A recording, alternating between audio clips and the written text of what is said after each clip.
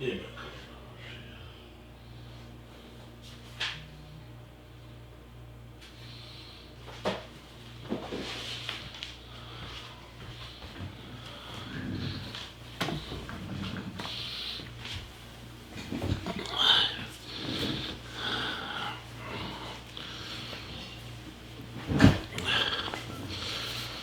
going to begin momentarily. Stay tuned. Welcome to all.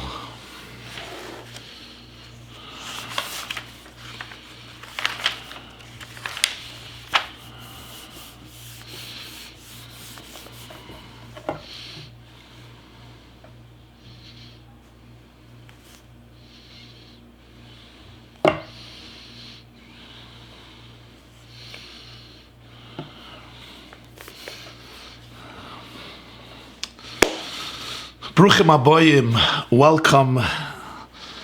Thank you, Rabbi Yitzi, for joining and opening up our chavrusa to the world. My dear friend, Rabbi Yitzi Horowitz, Yosef Yitzchak ben Bracha, as many of you know, has been struggling for a number of years with ALS. And in these difficult years, Yitzi, you have become a source of inspiration and blessing and wisdom and enlightenment to so many people around the world. You have been quarantined. Talk about quarantine. You have been quarantined in your home for so many years, and yet your light and your love for life, your love for Torah, your love for the Jewish people, your love for Hashem, your love for your family has indeed been contagious. Now, usually, Yitzi is home in bed, bedridden. He only can use his eyes, and through the amazing technology designed especially for ALS patients, Yitzi with his eyes learns for many hours a day, writes essays, communicates to people, learns with chavrusas, and throughout the day, local boys from the yeshiva in Los Angeles come to learn with him. They take shifts to learn b'chavrusa, different subjects of Torah. Now, due to the coronavirus, Yitzi doesn't have his regular chavrusas. So I am privileged to be here with Yitzi, Rabbi Yitzi Horowitz, joining me. I'm here in Monsey, New York, in quarantine. You are in Los Angeles, California. But with Torah, we are all one. And not only one in the world, united in the world, one with all of our ancestors from all the generations. With the Jews who stood at Har Sinai, with the Jews who donated the money to build the Mishkan, which we're going to discuss in a moment, all the way to the Jewish people living here today in 2020. So thank you, Yitzi, and I want to use this opportunity to bless all the Jewish people with good health, and all people, all good people with tremendous health. But a particular blessing to you, Rabbi Yosef Yitzchak, that you should be blessed with tremendous health and arichas yomim v'shanim tovos and miracles l'mayla mederech hateva, to be able to have a true recovery, be able to dance at the weddings of all of your children, mit freiliche herzen, with good hearts, and b'karev, we should all be zoiche to be makabel pnei Mashiach tzidkenu, mit freiliche herzen, with simcha and tuv levav, and very, very speedily in our days. The night before Yetzias Mitzrayim, the Jews were quarantined. And the next day, Be'etzem hayoyim hazeh yotzum eretz Mitzrayim, may we be witnessing the last moments of exile and the genesis of redemption. I want to thank everybody for joining us. And we're going to begin the class now. We're going to learn something fascinating. I just want to, before I begin, invite everybody. Everything has an opportunity. People have a lot of time to learn Torah. So that's what we're trying to create, a virtual daily yeshiva for people all over the world. And thank God we've had thousands, tens of thousands of people joining us every single day. Our next program is going to be 4 o'clock p.m. today, New York time, 4 o'clock, a special children's program. So your children and your grandchildren, and if you're a child inside, you can join us 4 o'clock here at theyeshiva.net. Our next program is 9 o'clock p.m. tonight, part 2 of yesterday, and then tomorrow morning, 7 and 8 in the morning, Friday. Sunday, once again for children, 4 o'clock p.m., And the schedule of next week will be announced. It's going to be next week a shiur in Yiddish as well for the Yiddish-speaking crowd and many other programs. Thank you for joining us. So, we're going to do a text-based learning. We're going to be analyzing today a Rashi in Parshas Vayakhel. It's a fascinating Rashi. At first glance, it seems simple.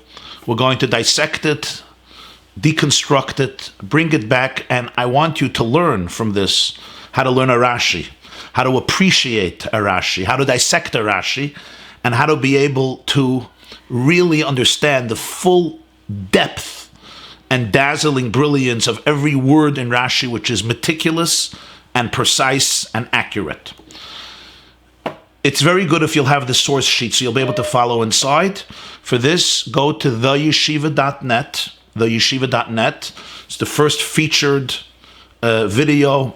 It should say live.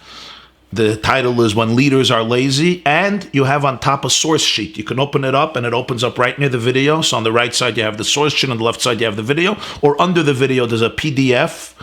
A red PDF, which you can download, and you'll have the source sheet so you could follow inside. So again, go to the yeshiva.net, right under and above the video, you'll have source sheets or PDF, which you can open up and follow along with us inside. The text that I chose today is a fascinating, extraordinary, and brilliant shiur, brilliant sicha, a talk, a shiur that was given by the Rebbe, by the Lubavitcher Rebbe, Shabbos Parshas Vayakhel Pekudei Tovshin Chavov. Shabbos Vayakhel Pekudei 1966. Published in Likkutei Sichos, volume 16, Parshas Vayakhel. That's Likkutei Sichos, volume 16, page 424. And we'll begin Seif Aleph. Afen posuk v'hanesiim heviu es avnei hashoyam. And if you have a chumash and a Parshas Vayakhel, I'm going to read the posuk.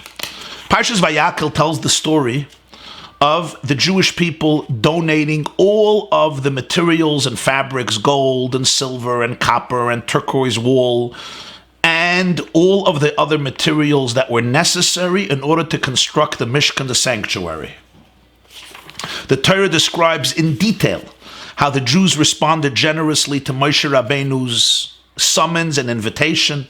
The men and the women, everybody came, and they donated not only that which was sufficient, but a lot more, to the point that it was excessive. And Moshe Rabbeinu had to say, stop, enough. We have more than enough. V'hoisa, we have more than enough. And the Torah describes how all the people who had a generous heart came, men came and women came, and they brought various jewelry, and he goes through everything they brought.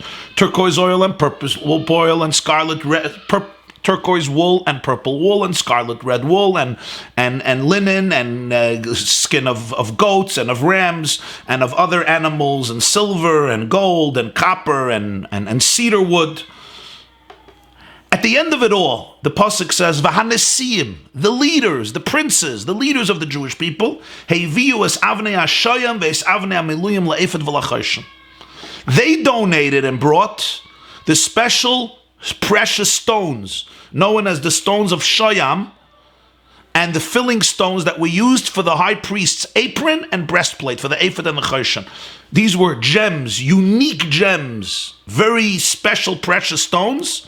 The princes, the leaders, are the ones who donated these precious stones, and they also brought spices, oil that was used for the menorah, and for the anointing oil, and for the ketores, for the burning incense. This was their donation.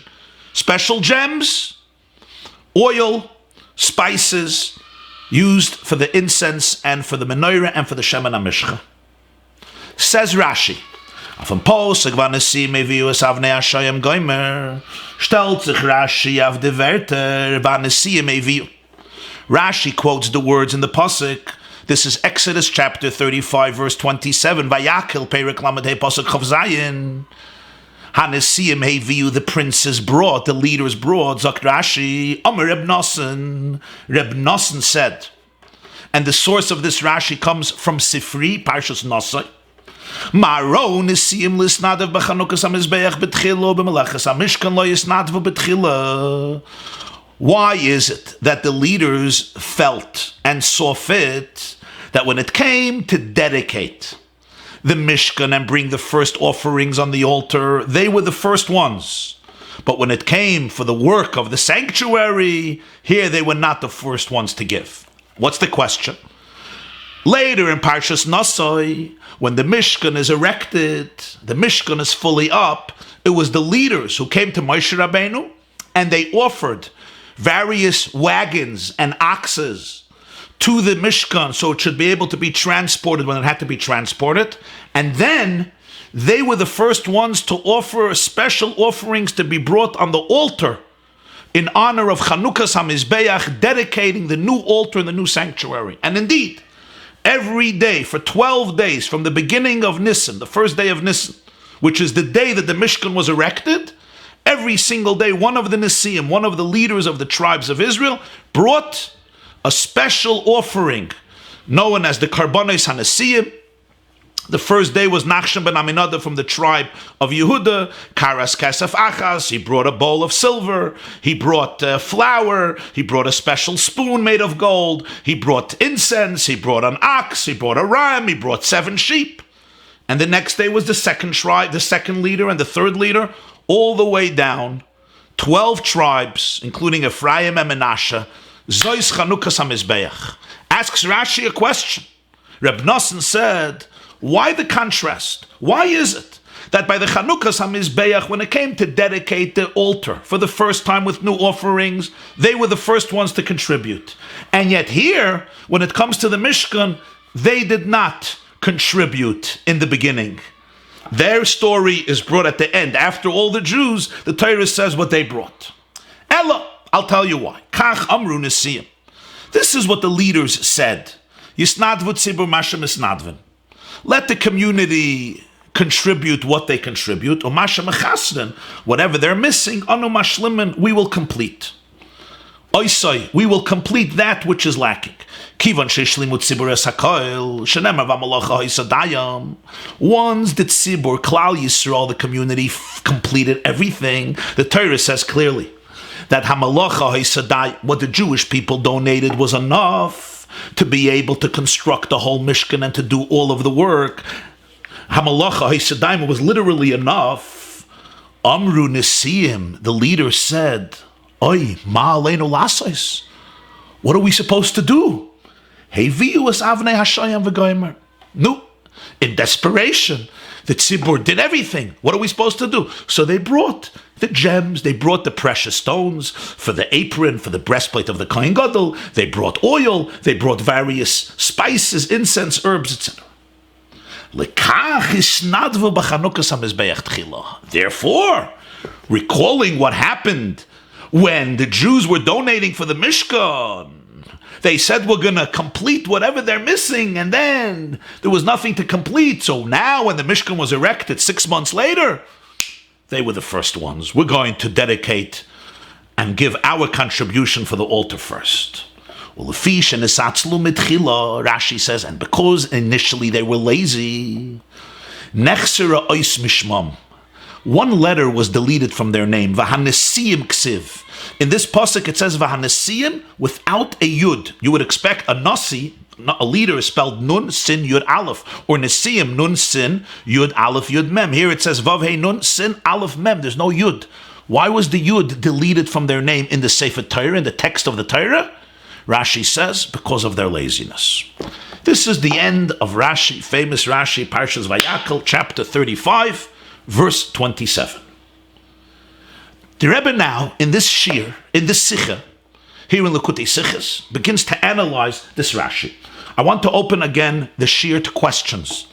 I'm sitting here alone in a room, and questions would be very helpful, so I can feel like I'm talking to people. I know that I'm talking to people. I know I'm talking to Rabbi Yitzi, so that's enough. You're my chavrusa today, and I know other people are joining us, but please feel free to ask any question.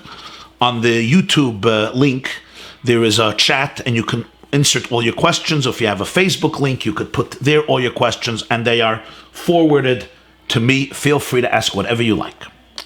But Pashtus, let it, man. Those who are joining us now, there is a source sheet. Go to the yeshiva.net, go to the featured video, and under it or on top of it, the source sheets. But Pashtus let it men v'mefarshim zogen. When we read this Rashi literally, it seems, as the Mefarshim explained, the Maskele David says this. As Rashi bavarenda, what's bothering Rashi? V'bal de teure de man, de nidves hanesiim noch alle andere nidves am Mishkan, darf man annehmen bepashtus, as de nesiim haben sich misnadev gewend de letzte. Me kann nicht sagen, als Nedava wird gerechnet lebesoif, nor der Fall, weil is gewend de Seder in dem Zivui von HaKadosh Baruch Hu le-Moshe, in Oneb Parshas Truma, und von Moshe le-Yisrael, in Oneb von unser Sedre, als der Zivui of the Nedavas von Avnei Shoyim, Avnei Miluyim, Shem el-Morib, Samuel Shem el-Amishcha, V'lekteires HaSamim, the Pratim von den Nedavas HaNasim, stehen noch in Zivui of alle anderen Nedavas zum Soif von die Gimel Dvarim. Varam oi bazoi Aleph, hat der Pasuk von Nasim Eviyu gedacht stehen, bald noch im Pasuk Kol Meirim Trumas Eviyu, und nicht noch der Psukim V'chol Isha Chachmas Leib B'yadeh Tova V'chol Anoshim Asher Nasa Libon Geimer, welche reden schon nicht wegen der Pratiane Davos, in welches ist gewendet Zivui. Beis, von was tell der Pasuk B'chlalo ist auf was Nasim von Vayavoyu Kol Isha Asher Nasa Libon. Der Fun ist verstandig, als der Pasuk ist äußern madgisch zu sein, als die Nasim haben sich misnadev gewend und gebracht sie in Nedava Libesoif. What's bothering Rashi is, why does the Torah mention the contributions of the leaders at the end of all of the other contributions? You read through Parshas Vayakhel, he discusses all the men and women who came, and only after that suddenly the leaders arrived. You might say, I'll tell you why. Because of the nature of what they brought. What did they bring? They brought the gems for the ephod and the chosh. They brought spices and oil. When Hashem told Moshe in Parshas Truma that the Jews should donate different items, these were the last ones. The same is true in Parshas Vayakhel. When Moshe tells the Jews what to donate, this is at the end of the list. So just as the commandment to donate these items came at the end, so the story of bringing them also came at the end. It's the same sequence. The instruction and the implementation match each other. This was the last thing Moshe told him to bring. In his list, he gave a to-do list, what we need. So that's why the Torah speaks about this at the end. But this doesn't really answer the question fully, because after it speaks about the Jews bringing all the donations, it speaks about the special skill of the women who were spinning their yarn and how they spun the wool, which would later be donated to the tabernacle and the sanctuary. And then afterwards we learn about the leaders. He should have said the Jews brought all the materials, and then the Nesiim brought their materials, the last ones. But in the middle, he interrupts it with the story about how the women did it, which is not talking about the types of materials and contributions to the Mishkan. Number two, why does the Torah have to identify the leaders specifically? Why can't they be included in the fact that by Avoyu Kol Ish, the Torah says every single man and every single woman who had a generous heart brought. Doesn't specify any unique demographic. Speaks about the special skill that women did, something special. But why were the Nesiim chosen to be specified individually? We understand, as he puts in footnote 12, why he mentions the materials they brought, because the Torah mentions all the materials that the Jewish people brought. But the question is, why do they merit a specific mention? Now you might say, because they're leaders, because of their prominence. But then, if you want to show their prominence, put them first, or at least put them in the middle. Don't put them all the way at the end. And are we suddenly mentioning every prominent person who brought? I mean, there were other prominent people who are not mentioned. So from here, Rashi understood that the reason the Torah puts them all the way at the end is to teach you something. That they did not bring their donations with everybody. They brought the donations all the way at the end. After everybody was done, that's when they came. That's why their position in the text, in the Torah, is exactly a reflection of what happened. Is doch nicht moven euch auf Schütte schon mikre? Wie kommt es, als die Nisi sollen sich abgehalten mit seiner Nedave bis nach den Nedaves von ganzen Zibur? If so, one has a question, even according to the literal interpretation. How is it that the leaders waited till the end If then bringt Rashi, as eben gesagt, die Snadvu Tzibur Mashem is Snadvin und Mashem Echasrin Chuli, das heißt, is given Lefishin Esatzlo. This is what's bothering Rashi. This is why Rashi gives us a whole long story. Why does he have to say anything? Because there was something bothering him. They're mentioned all the way at the end because they did it all the way at the end. They waited for everybody. How did such a thing happen? You would think the leaders would be as enthusiastic as anybody else. So that's why Rashi says that they said, let everybody do it first and we'll do it at the end. There was an element of laziness here, and that's why their name is missing a yud. This is how Rashi is explaining the story. This would seem the way to understand this Rashi. Siv Beis, Medafa beverstehen die Größe Arichas in Pirish Rashi.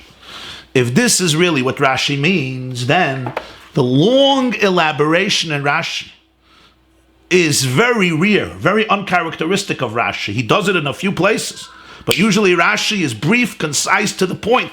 Rashi can take a long idea and compress it literally in a few words or a sentence. Here, there is a long, elaborate Rashi. And if this was really the meaning of Rashi, let's see the words of Rashi. Can we justify such a long aricha, such a long elaboration in Rashi? And he goes through here many questions. We're going to have here 1, 2, 3 plus 7 questions. There's going to be 7 questions, 8, 9, 10, and then there's going to be another few questions. And then we're going to get to the answer. I have to say, when I learned the Sikha the first time, it mesmerized me. I would call it in Yiddish a shtikige oines. It's a masterpiece of brilliance on every level, including, as we will see, the spiritual and the psychological application, besides the understanding and the lumdus of understanding Rashi itself. Aleph, Bahakushya Maro. First, what's difficult to understand is Rashi's question, Maro. Was ist donne geas bei Chanukas am Mizbeach haben sie sich misnadig gewesen betchille? Die Kasche da ist, für was sie haben sich bei Meleches am Mishkan in dem Posik nicht misnadig gewesen betchille. Hat Rashi gedacht bringen für der Bnossens Reit, nor Nesiim Lamaloi ist not betchille chule. The question is very strange. Rashi says, why did the Nesiim bring the Karbonis first?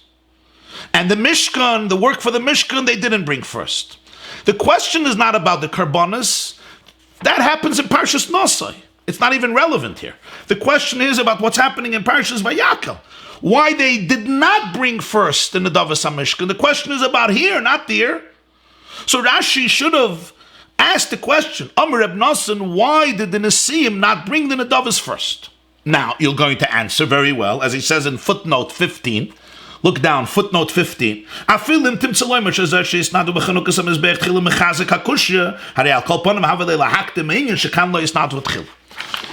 true, the contrast strengthens the question.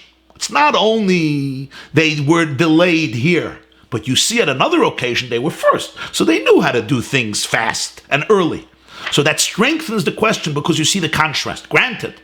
But what is the primary question? Why they did not come first here? So that's how he started. He should have started off the question. Amar Reb Nosson, Maro Nesiim. Why is it Lama Nesiim lo yisnadvu betchila b'chanukas hamishkan u'b'chanukas hamizbeach yisnadvu betchila? Why is it that at such a moment, when it comes to the donations of the Mishkan, they were the last ones? They did not come first. And by the Chanukas HaMizbeach, we see that they came first. But that's not what he says. He asks about the Chanukas HaMizbeach. Why the Chanukas HaMizbeach was first and this was not first? That's not the question. The question is why this was not first. That should have been the focus. Especially we're learning now Parshas Vayakhel, not Parshas Naso. Beis, B'hatiritz ubir. Now let's come to the answer of Rashi. Was ist negea da der Riches Asbare von den Nesiim Yisnadvu Tzibur v'chuli? L'chei dat Rashi gedacht bavanen and on eis finden bekitzer as the tam is lefishin esatzlo. Rashi tells this whole long story. He says, let me tell you what happened. The leaders said, let the community give what they give, and whatever they don't give, whatever they're missing, will complete. And then they saw that everything is complete. And they said, what are we going to do? And everything is complete. There's nothing more to do. What should we do? So therefore they brought the Avnei Hashayam. And therefore by Chanukas HaMizbeach they were first. And Rashi says, and because they were lazy, took away a yud from the Nesiim. Why does Rashi have to be so elaborate. This is extremely uncharacteristic, as I told you. Rashi, every single word, phrase, expression is meticulous and precise. Why couldn't Rashi just say it very briefly and very concisely? Rashi could say, Lefishan is atzlu. They were lazy, and that's why they didn't come first. They were lazy. As he says at the end. Gimel. Be'etzem ha'inyan. Let's now think about the concept itself. In question number 2, somebody is saying, you can send in all your questions. You could write down all your questions on the YouTube chat, on the Facebook chat. So somebody is asking a good question. Well, Rashi is telling you what happened. It may have happened, but Rashi is here to say the point, why they came last to give the donations. The answer is at the end of it, he says, it was lazy. They were lazy. How did it happen? Yes, they said, when somebody is lazy, right? Everybody's home now, right? You ask somebody to do something. They say, well, I'll wait till this finishes, and then I'll see what has to be done, and then I'll do it. Okay, that's how it happened. Why does Rashi need to give us this whole elaboration? Gimel. Be'etzem ha'inyan. The very concept is strange. Wie is Shaykh sagen, as the ganze Tam was the Posuk telt aus den Nidvis Anasiyim, rechendig sei noch alle Nedavis euch nach Tvias Anashim es bechdeit zu lassen wissen as nis atzlo. Says the chafilu begnuz behemet tmeya loy dibur hakosov. The Gemara says in Baba Basra, Kuf Chav Gimel 123, you see in footnote 16, that the Torah is careful not to say anything disgraceful, even about an impure animal. Even a bignuz behemoth tmeya. In Parshas Noach, it doesn't say behemoth tmeya. It says behema asher einena tahira, an animal that is not pure. It doesn't say an impure, contaminated animal. How are we supposed to understand that the Torah extricates the story of the leaders bringing a donation, puts them all the way at the end? Their donation is counted all the way at the end after all of them, including the story of how the women spun their yarn for the sanctuary. Why? Just to tell us one message. These guys, these leaders, were lazy. That's the message. Now, the Torah does include in its text many different sins and transgressions and catastrophes, like the creation of the golden calf and the spies, because the Torah is trying to tell us a fundamental story that happened in Jewish history that has timeless impacts and timeless lessons. But here the Torah doesn't even say it clearly. The Torah just happens to mention them all the way at the end. So the Chazal are telling us, you know why? Torah is trying to tell you that these guys were lazy. Why would we just want to disgrace them and embarrass them? Gimel. When we analyze this Rashi further, there are a few other things that are difficult to understand, and he goes through 7 questions. Aleph. There is an inherent contradiction here in the words. Von dem was Rashi sagt, given sheshlimut tzibur es hakol shenem v'malacha ha'yisadayim is klar, as der tzibur hat gebracht als was is gewähnt neutig von malachas ha-mishkan. Heit wie stimmt es mit dem was lepoil haben nach gefällt die avne shayam avne miluyim le'efed lachayschen aboysem shem alamar shem ha-mishkan v'liktoi des hasamim a gewaldike shaila. If you look in Rashi, Rashi says, once the community completed everything, hakoil, hamalacha, hisadayim, it was enough. The leader said, "Oi, what are we going to do now?" So I don't understand. First, Rashi says that Tzibur finished everything. Hamalacha, hisadayim. That means the community brought everything. Hakoil means everything that was necessary for the Mishkan. But in reality, that's not what happened. They didn't have the jewels, they didn't have the gems, they didn't have all the precious stones for the ephod and the choshen, they didn't have the spices, the herbs, the incense, they didn't have the oil. So they didn't do everything. So why do you say Hishlimut Tzibur es hakoil? But all of these things were missing. Umizeh, which brings us to the next question, base. V'bal Hishlimut Tzibur es hakoil. Unzem es gebrach mit Hazana divas halevi, the pasuk is made marbe ma'am lahavi. Goimer, dayam, goimer v'hoyser. So was haben sie nicht gebracht euch den Nedavas, was in a Sibam gedacht marshlam sein? This brings us to the next question. If the community really gave everything, they completed all the work, and they didn't just do it begrudgingly. They did it with a generosity of heart, with enthusiasm. As the Torah testifies, that the nation brought and brought and brought excessively. They brought enough and they brought extra. To the point that Moshe had to send a message, stop, don't bring any more. We have too much. There's surplus, we have too much. So why indeed Did they not bring these fundamental contributions? And the leaders are the ones who had to supplement this void. What happened? They brought everything, and they wanted to bring everything, and Moshe said, stop! They couldn't do enough. And yet, why didn't they bring these donations? And the Nesiim saw, hey, all these things were not brought. Gimel, uleidach. Conversely, verwassen sich die Nesiim mit Steier gewinn mal allein Ulasses. Und zu lieb dem haben sie bei Chanukas am Esbeich misnade gewinn betchille. Sie haben doch Lepel gebracht, kamme ve kamme in Yonim Ikrim for the Mishkan, for the Big Day Kohuna. Why were the leaders aggravated? They were so aggravated. And they said, oi, what are we going to do now? The Jews brought everything. And that's why, when the Mishkan was erected, they jumped ahead of everybody and they brought their offerings first. What's the issue? In reality, they had so much to bring. Fundamental aspects of the Mishkan and the garments of the Kohanim, they're the ones who brought it. The ephod and the choshen, those were the two great garments of the high priest without which the whole avodah is disqualified. They're the ones who brought those gems, including for the choshen inside is God's name, the Shema Mefarish, oil for the menorah, incense for the ketores. This is the great service of the Mishkan. And the Shemen HaMishcha, the anointing oil, that's sanctified. Aaron, it sanctified the whole Mishkan. These are not small, inconsequential things. What's the agony here? Oh, I missed out on the opportunity. You missed out on nothing. You brought great, indispensable, vital gifts for the Mishkan. Wonderful. But we see, no, they were very perturbed. They were so perturbed by Chanukas HaMizbeach, they ran first. Dalet, was Yitzu. Der Lashon in Rashi is Snadvu Tzibur Masha Misnadven. Es wird gewinn genug, wenn Rashi sagt, Amru Nesiim, Masha Mechasun Yisrael, Anu Mashlim Enoise. It's a strange phrase in Rashi. Rashi says, the leader said, let the Jews contribute whatever they contribute. Whatever they're missing, we're going to complete. Why does Rashi, again, it's very wordy. There's a lot of extra superfluous words. Just say to the point. The leader said, whatever the Jews are missing, we will complete. That's what he should say. Obviously, they'll give what they want to give. Obviously, they'll give what they give. I mean, it's obvious. That's what we're talking about. They're giving for the Mishkan. The Nesiim should say, whatever is lacking, we'll make sure, we'll complete. But that's not what Rashi says. Rashi says, they said, let the Tzibur give what they give.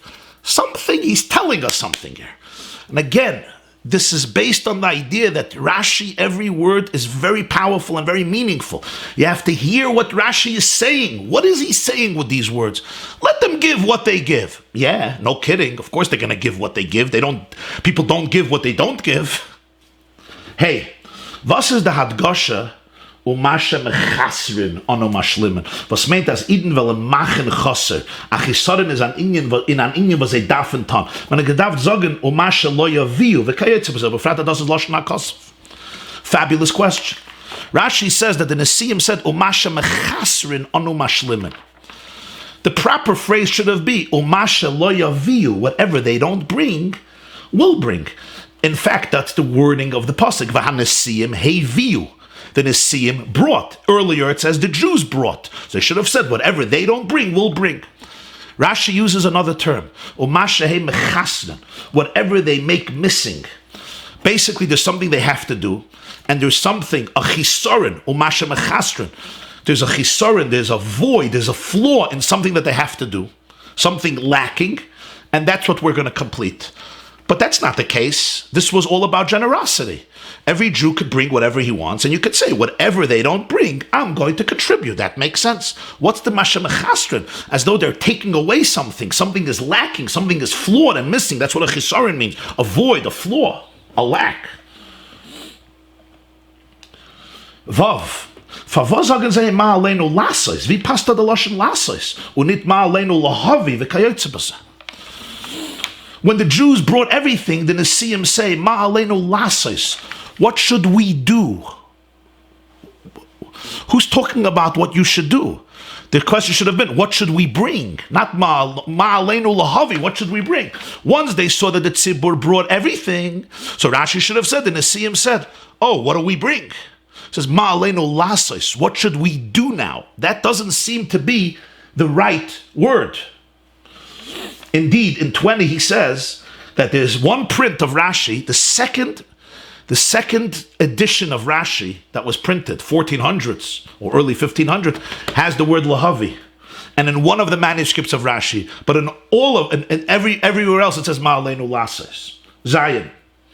Favos bringt Rashi dem Namen von Balamai mit dem Nossen. Von dem Kimeduber kam Pamim. Is Rashi meitig dem Shem von Balamaimer nor demals, wenn durch dem wird verentwert a Schwierigkeit, was kann es eure werden bei Talmud Mamulich and Pirush Aksuvim, other than the Pirush von Rashi. There is a principle in Rashi. Most times when he quotes a source from Gemara or Medrashim, which has an author, he does not mention the author. There are exceptions. There are times when Rashi does mention the name. Why most of the times does he not mention the name? He just writes the idea. And the answer is, Rashi is not trying to quote the sources accurately. He's trying to give a student who's learning a straightforward commentary on Chumash according to Pshat. Whenever Rashi does mention a name, you have to know why he mentioned the name. So the Rebbe is telling us here, the principle is this. Rashi mentions a name when he knows that there is a difficulty in his commentary that at least the savvy child, the savvy student is going to grasp, and that's why Rashi quotes a name, and the name answers that question. And that's why in most cases he doesn't quote a name. In fact, in Parshas Vayakhel itself, Rashi quotes something from Reb Nosson without his name. You know what I'm talking about? In the beginning of Vayakhel, he brings two opinions. Havara lelav yotzes, havara lechalek yotzes. One of them is Reb Nosson. He doesn't quote Reb Nosson. Later in the parsha, something's from Reb Nosson. Oh, Amar Reb Nosson. Why don't you quote Reb Nosson earlier? The answer is it's not relevant in the genre of Rashi. He doesn't quote names. Here he quotes a name. There's a reason for it. So we asked 10 questions on the Rashi. Siv Beis, we had 3 questions. Siv Gimel, we had 7 questions. God willing, at the end of the Shiur, I always like to go through all the questions fast and see how they're all answered. Dalet. Wir haben zu sein verstandig behektem Abir in der Diuk HaSeder Valoshim von Shailus Reb Nosson. Maro Nisiyim Lisnadev Bechanukas HaMizbeach Betchila B'Malachas HaMishkan Lo Yisnadvu Betchila. We need to now create a paradigm shift. The Lubavitcher Rebbe maintains that the way we are reading this Rashi literally is wrong.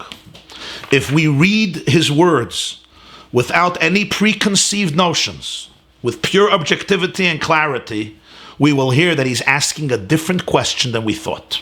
He said, look at his words.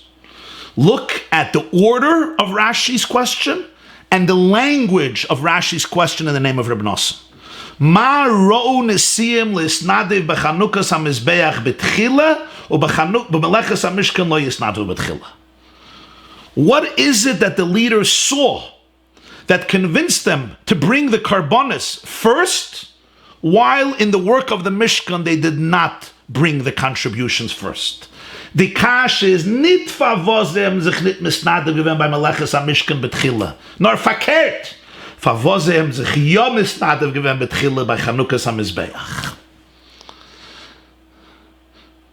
Without preconceived notions, you'll see the question of Reb Nosson is not why they brought their donations last by the Mishkan. That's not the question. You know what the question is? The question is why they brought their karbonos first by the Chanukas HaMizbeach. That's the question. That's an honest, true reflection of the words of Rashi.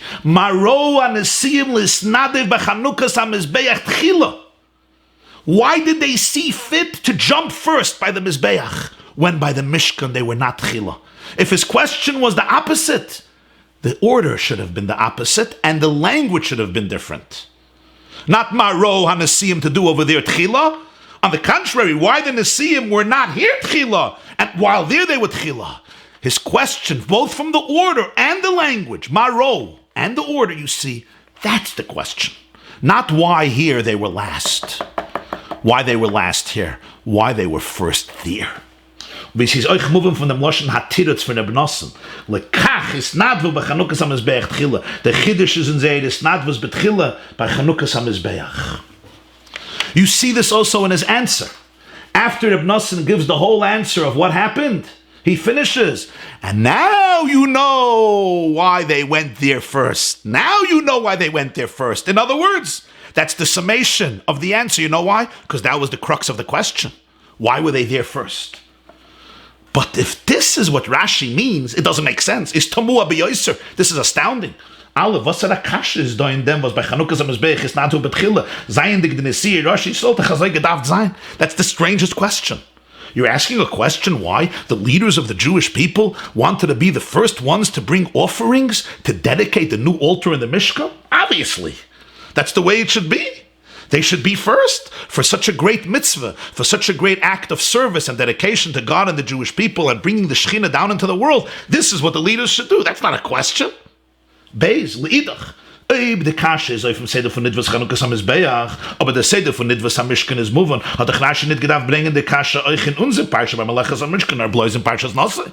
Furthermore, if the question is what happened there, not what happened here, Rashi should ask this question in Parshas Naso, not here. Here, everything is good. Why did the Nesiim bring it last here? You said that's not a problem. The problem is why they brought it first. So ask the question where it happens. It didn't happen here. It happens in Parshas Naso. Why is he bringing the question in our parsha? Also in our parsha, it doesn't belong here. He says oich in parentheses because there's a Rashi in Naso too. But why does it belong in Vayakhel? Is there a biur baza as he hanoisenes? The explanation is precisely this. It's these very questions that bring out the truth of the point. Mit sein bringen euch da de kasche maron Nesiim chuli is Rashi oisen. Nicht zu verentferen als das, was die Nesiim am gebracht sei in der Dovele besäuf, ist gewen machmas atzlos. Nor verkehrt zum Masbe sein in dem Posek da, als das, was die Nesiim am gebracht sei in der Dovele besäuf, ist der richtige Seder Hanhag. Adar, the kasha is gar for was bei Chanukah Samizbeach haben sie ja gebracht betchilla. In andere Wörter, das was Rashi sagt da Amar Reb Nosson Maron Nesiim, bringt nicht als kasha in Posek von Parshas Naso. Nur zum Masber sein dem Tiritz und Bier in dem Posek da. The question of why they brought Chanukah Samizbeach betchilla is not a question on Naso. That he wouldn't bring here in Vayakhel. It's an answer for Vayakhel. The question on Naso is an answer for Vayakhel. In other words, when Rashi brings this question, why did the Nesiim bring the karbanos for the Mizbeach first? He's not here to answer that the reason the Nesiim brought their Nedava at the end was because of laziness. On the contrary, he's trying to explain here that the fact that the leaders brought their Nedava at the end was actually the appropriate mode of behavior. The question is why over there they were first. So when Rashi brings this question, he's actually trying to explain the pasuk here. Rashi doesn't believe it was just, this was a terrible thing, these guys were lazy, and that's why they were last. No, Rashi wants to bring out a different point. Actually, they contributed at the end because this was the appropriate mode of behavior for the leaders, as we will soon see. And that's why Rashi doesn't just say they were lazy. Rashi gives this whole long story because Rashi is trying to clarify this point. How does Rashi say this? Rashi says, you know what's bothering me here? What's bothering me here is not here. What's bothering me here is Parshas Naso. Why were they there first when they were here last? And the question is there, why were they first? Because actually it makes sense that they were last.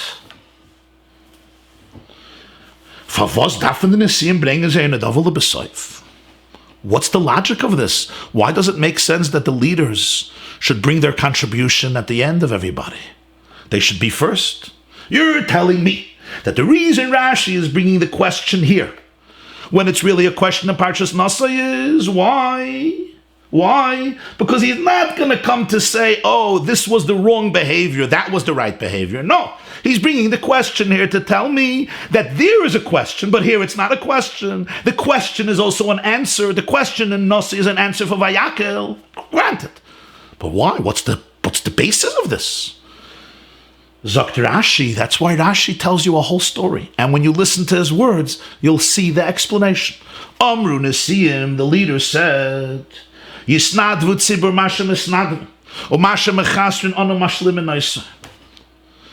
The Nesiim said, let the community give what they give, and what they're missing will complete. This is not about apathy. Let them do what they do. Der Tafkid von einer Nosse ist, als zum alle Menschen dafür sich mestadel sein, als Iden sollen tun, das, was sie dürfen tun. Und erst der noch trachten wegen sich und seinen Inyanen. The role of a leader, the role of a Jewish leader is that the first thing, what is on his mind, what is on his heart, that the Jewish people should fulfill the mission they're supposed to fulfill. After that, he can afford to think about himself and his own privileges and his own merits and his own perfection.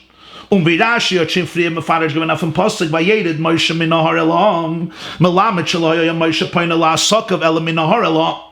We have a precedent to this in Rashi himself. In Parshas Yisro, it says Moshe, when he was preparing the Jewish people for Matan Torah, he comes down from the mountain to the nation. So Rashi says, "Melamed shelo haya Moshe poina la sokav ela min nahar elam." Why'd say he came down to the nation? Of course, where did he go? He went to the ice cream store. Of course he came down to the people. The Pasuk is teaching you, says Rashi in Yisroi, chapter 19, verse 14. It teaches you that Moshe didn't go do his own businesses. Go check his portfolio, go check his bank account, go check what's happening in the office. No, he went straight to the nation. Was lechaoid is nicht moving. My kamashmulan as Moshe hat gleich übergegeben die Schliches von Ebersten zu Jiden und nicht Peine gewinnt Frieden zu sein eigener Asake. I need a pasuk for this, that when Moshe came down from the mountain, he decided he's not going to go eat breakfast, he's not going to go eat lunch, he's not going to go eat dinner. God gave him a mission to tell the Jewish people. The first thing he did is he fulfilled the mission, and then he went to do his own things, whatever he had to do personally. I need a pasuk for this. That Moshe Rabbeinu came down from the mountain with a message from God, and by the way, you should know, he didn't go deal with his own stuff and his own needs and his own concerns. He went straight to give over the message to the people. My kamashmala, what's the chiddush? And you need a special pasuk, vayered Moshe min ha'ar elohim. Nor der inyan v'chiddush is, lo haya poina la'asakav meit nit nor zayne tzroche haguf chuli.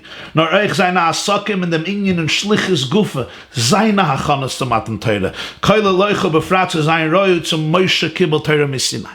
La'asakav doesn't mean Moshe's personal, physical, or material needs. La'asakav means the business, the concerns that are relevant to the mission of Matan Torah.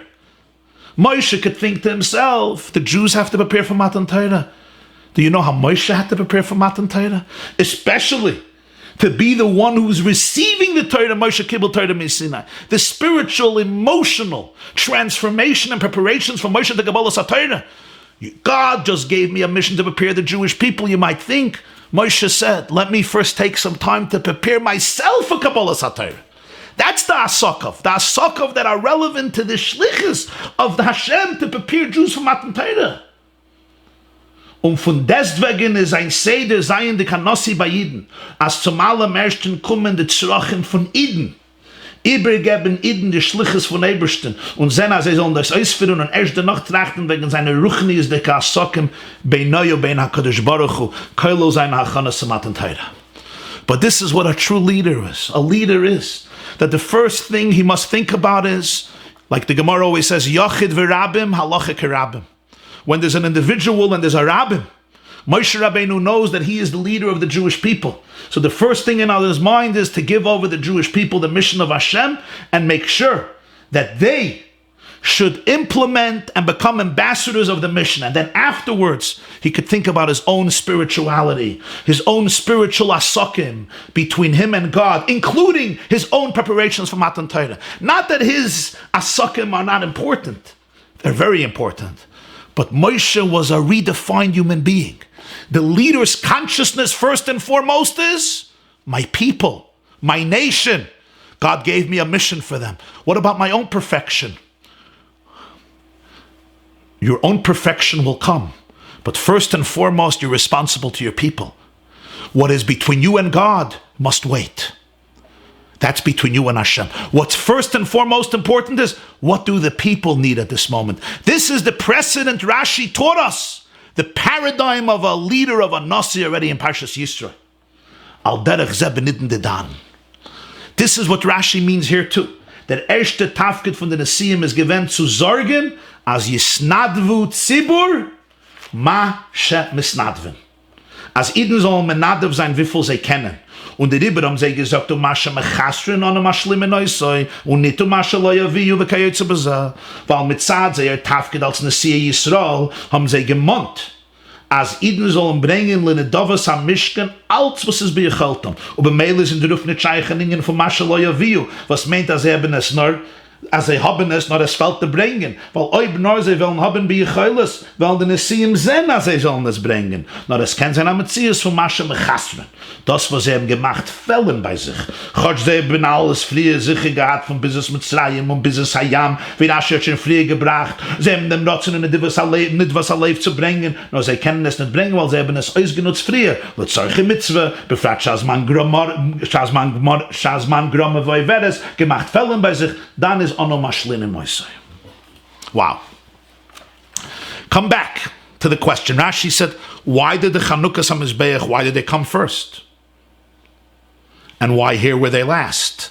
So Rashi says, what's bothering me is not why they were last here. What's bothering me is why they were first there. Why is that what's bothering me? So Rashi says, let me explain to you. They were Nesiim. And that's why he says, Amru Nesiim, the Nesiim said, our job is the tzibur. We have to be here for the people. Empower them, motivate them, inspire them, trigger their enthusiasm, explain to them, enlighten them. Yisnadvu tzibur mashem isnad. This is not let them do what they do. It's none of our business. And then we'll see what's going on. No. We have to be proactive. Our job is to think about the tzibur, to think about Klal Yisrael, to inspire Klal Yisrael to give to the Mishkan. That's our job. And that comes before anything else. Just like Moshe coming down from the mountain, he's not even thinking about his relationship with God, his own Matan Torah. He must first think about the Matan Torah of the Jewish people. That Chaim Yankel and Sprinze, the simple Jews, receive Torah. That's what he has to think about as a leader. And of course, all the other Jewish people.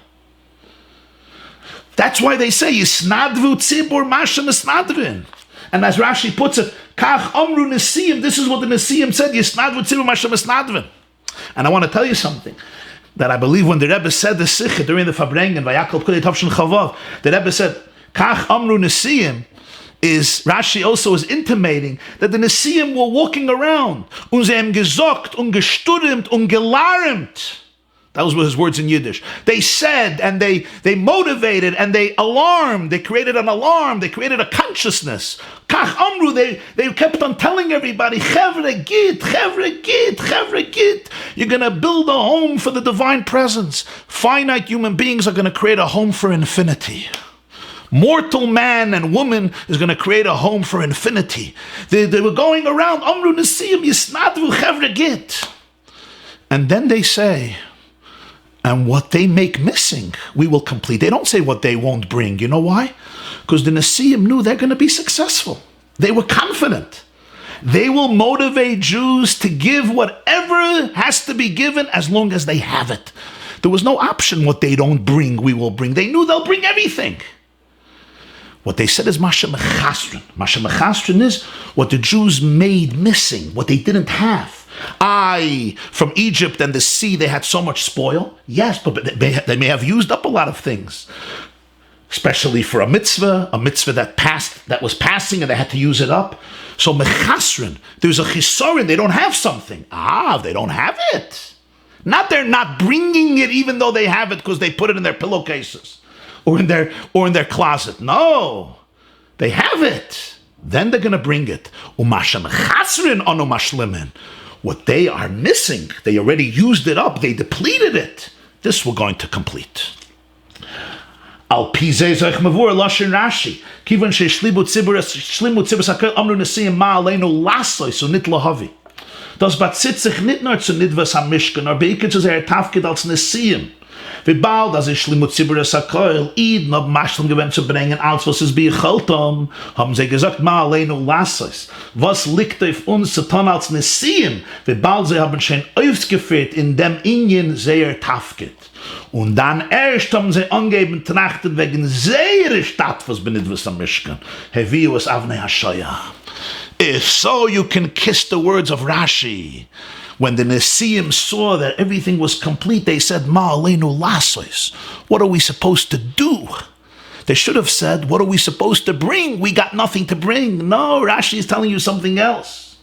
He's not talking about the donations. He's talking about the people.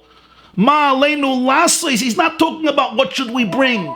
What should we do as leaders? Meaning, we finished our mission. We completed our mission. Ma aleinu lasos. A leader has to ask, is there any child who still needs inspiration? Is there any woman or man who still needs motivation? Who still needs to feel their power to build a home for God? Ma aleinu lasos. Is there still something I can do? Is there somebody I can help? And then they saw, no. The Mishkan is complete. Everything is done. There's nobody to motivate. They did a job par excellence. Excellent. This is what happens when you give a shiur in quarantine. Let me shut it.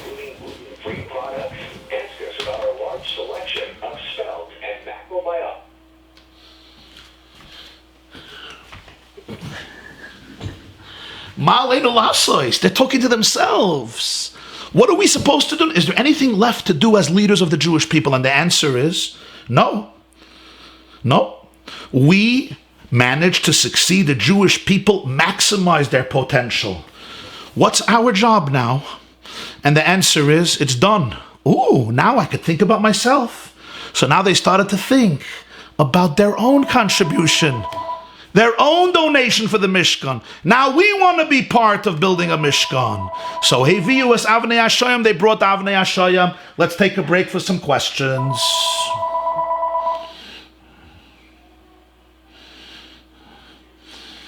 Bringing contributions. So why are they called lazy? You're asking, that Moshe is asking, why are they called lazy? A leader must educate. A leader must inspire. Why are they called lazy? Are they supposed to show by example what others should do? Why are they called lazy? This was selfless. They were letting others go first, and they're only going to make up the lack. I don't know why they're called lazy. Another question. We learned in Masechta Megillah Daf Tesvav this morning at 8. Rabbi Moshe is asking. So why doesn't Rashi always quote the source? That's a good question, but it's not for this shiur. Another question. Could waiting to bring last have something to do with an ego? It's not laziness, it's ego. Okay, good question. Let's wait with the laziness. We're not done yet. We're not done yet. Okay, Reb Masi is writing from Israel. Welcome from Eretz Yisrael. He's saying, I don't understand. Why don't you quote the Targum Yonasan ben Uziel and the Gemara that HaNesiim means the clouds. Nesiim in Hebrew also means clouds. The clouds brought the Avnei Hashem. The clouds brought these gems, and then the Nesiim just had to lift them up and bring them to the Mishkan. That's a wonderful, wonderful comment. But my dear friend, Rashi does not include this interpretation. I said in the beginning, Rashi, last night maybe, Rashi doesn't quote every Medrash. Rashi doesn't quote every Gemara. You know why? Rashi only quotes those interpretations that he feels are loyal to Pshutei Shel Mikra. They are representing the literal, straightforward interpretation. We know about the interpretation that Nesiim is clouds. It's a Gemara in Yom Daf Ayin Hey. It's a Targum Yonasan ben Uziel. It's a Targum Yonasan. It's brought in Balaturim. It's in Shmois Rabbah. He has this in footnote number 14. But Rashi believes that this is not what HaNesiim means, and we know why. Because it's not the literal interpretation of the Psukim. And in footnote 14, the Lubavitcher Rebbe explains why. And he says, because when it says Vahanesiim, to say that it means clouds is not the literal interpretation. Literally, it means the leaders. And that's why Rashi does not bring that interpretation. And there's also proof for this. In the beginning of Truma, Hashem says, Me'es kol ish asher yidvenu libay tikchos trumasi. Me'es kol ish. It's a shtikol briske litvische Wort. Me'es kol ish asher yidvenu libay. I want the contributions to come from every human being who has a generous heart. And in Vayakhel it says, Kol ish v'isha. So from a literal perspective, Rashi believes that all the contributions are coming from people. People who have hearts, not from heaven. Okay, if you want to look in footnote number 14, there's a long discussion why Rashi does not introduce that interpretation of clouds.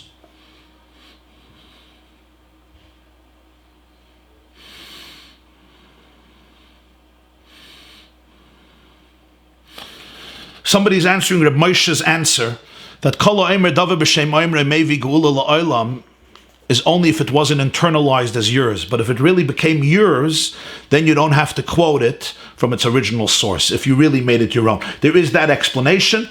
It's true, this is that explanation. But it's beyond the realm of this shiur. Okay.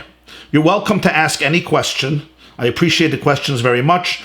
You can write your comments and questions on the YouTube chat or Facebook, and it's sent to me.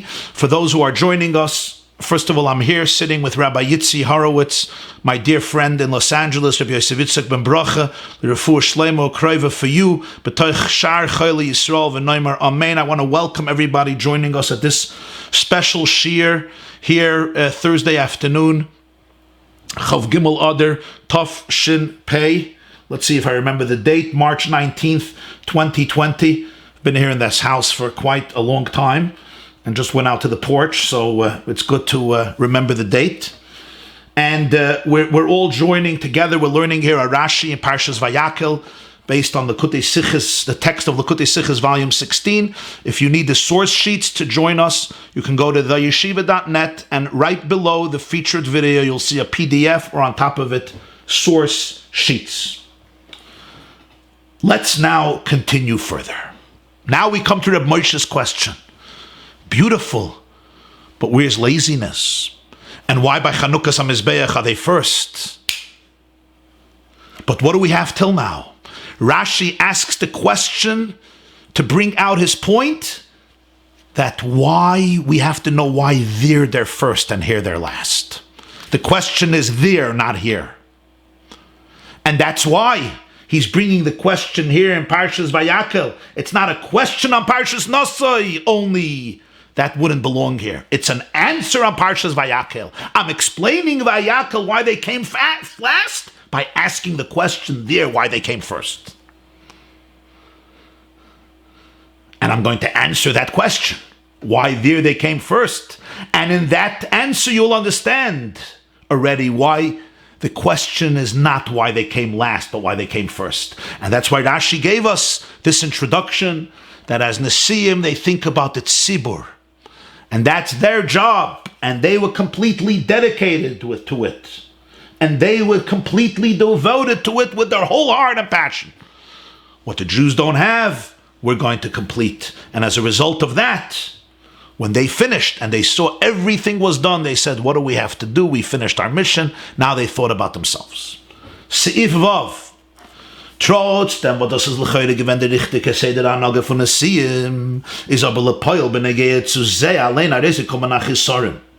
Und davon aber die Nesiim verstanden, those, was geweiht mit sehr nicht, was am Mishkan bis in Seufes gewend, nicht in ganzen Kediboi, nur es ist in dem gewend reingemischt an Ingen von Shenis Atzlo.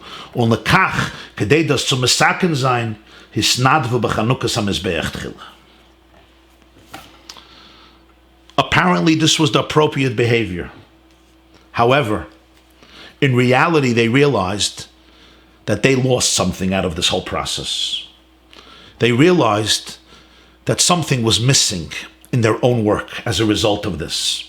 And then they understood that even though they told themselves consciously that they're waiting till the end because this is their job as leaders, but they understood that maybe unconsciously, I'm adding those words, maybe beneath the conscious, there was another incentive here. There was another agenda here that was not appropriate. You know, people are complicated.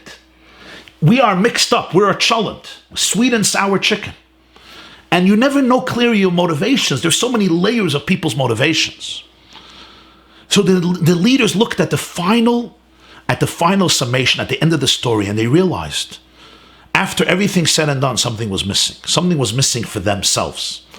And then they understood if they would have done the right thing completely, that wouldn't have happened. And they went deep into themselves and they realized that something of laziness was involved here.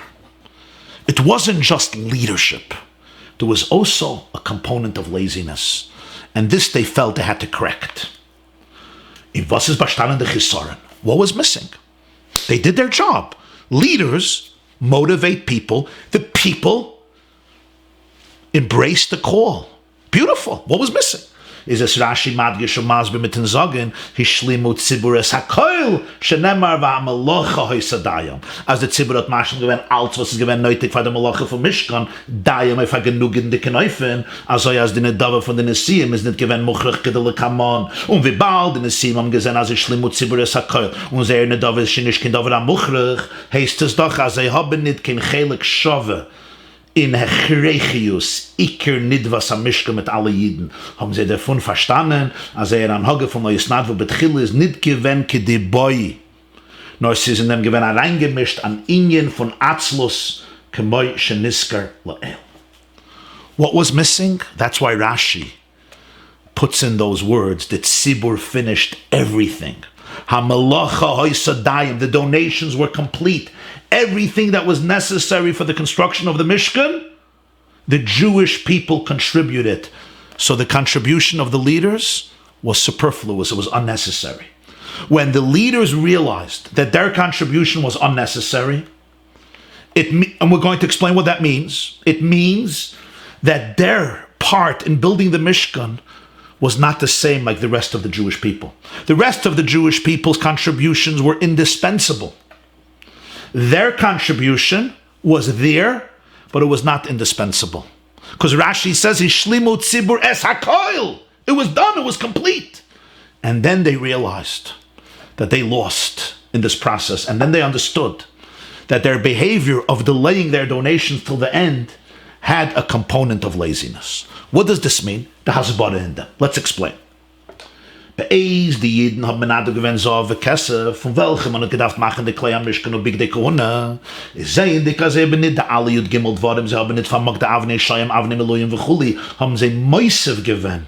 Kemoven von dem Loschen ist Shlimu es hakoil Dayam, in den Nedavis von Kesse v'zo v'chuli, a so viel, als man so mit dem Yisren kennen, bekommen, kaufen das, was fällt, hakoil.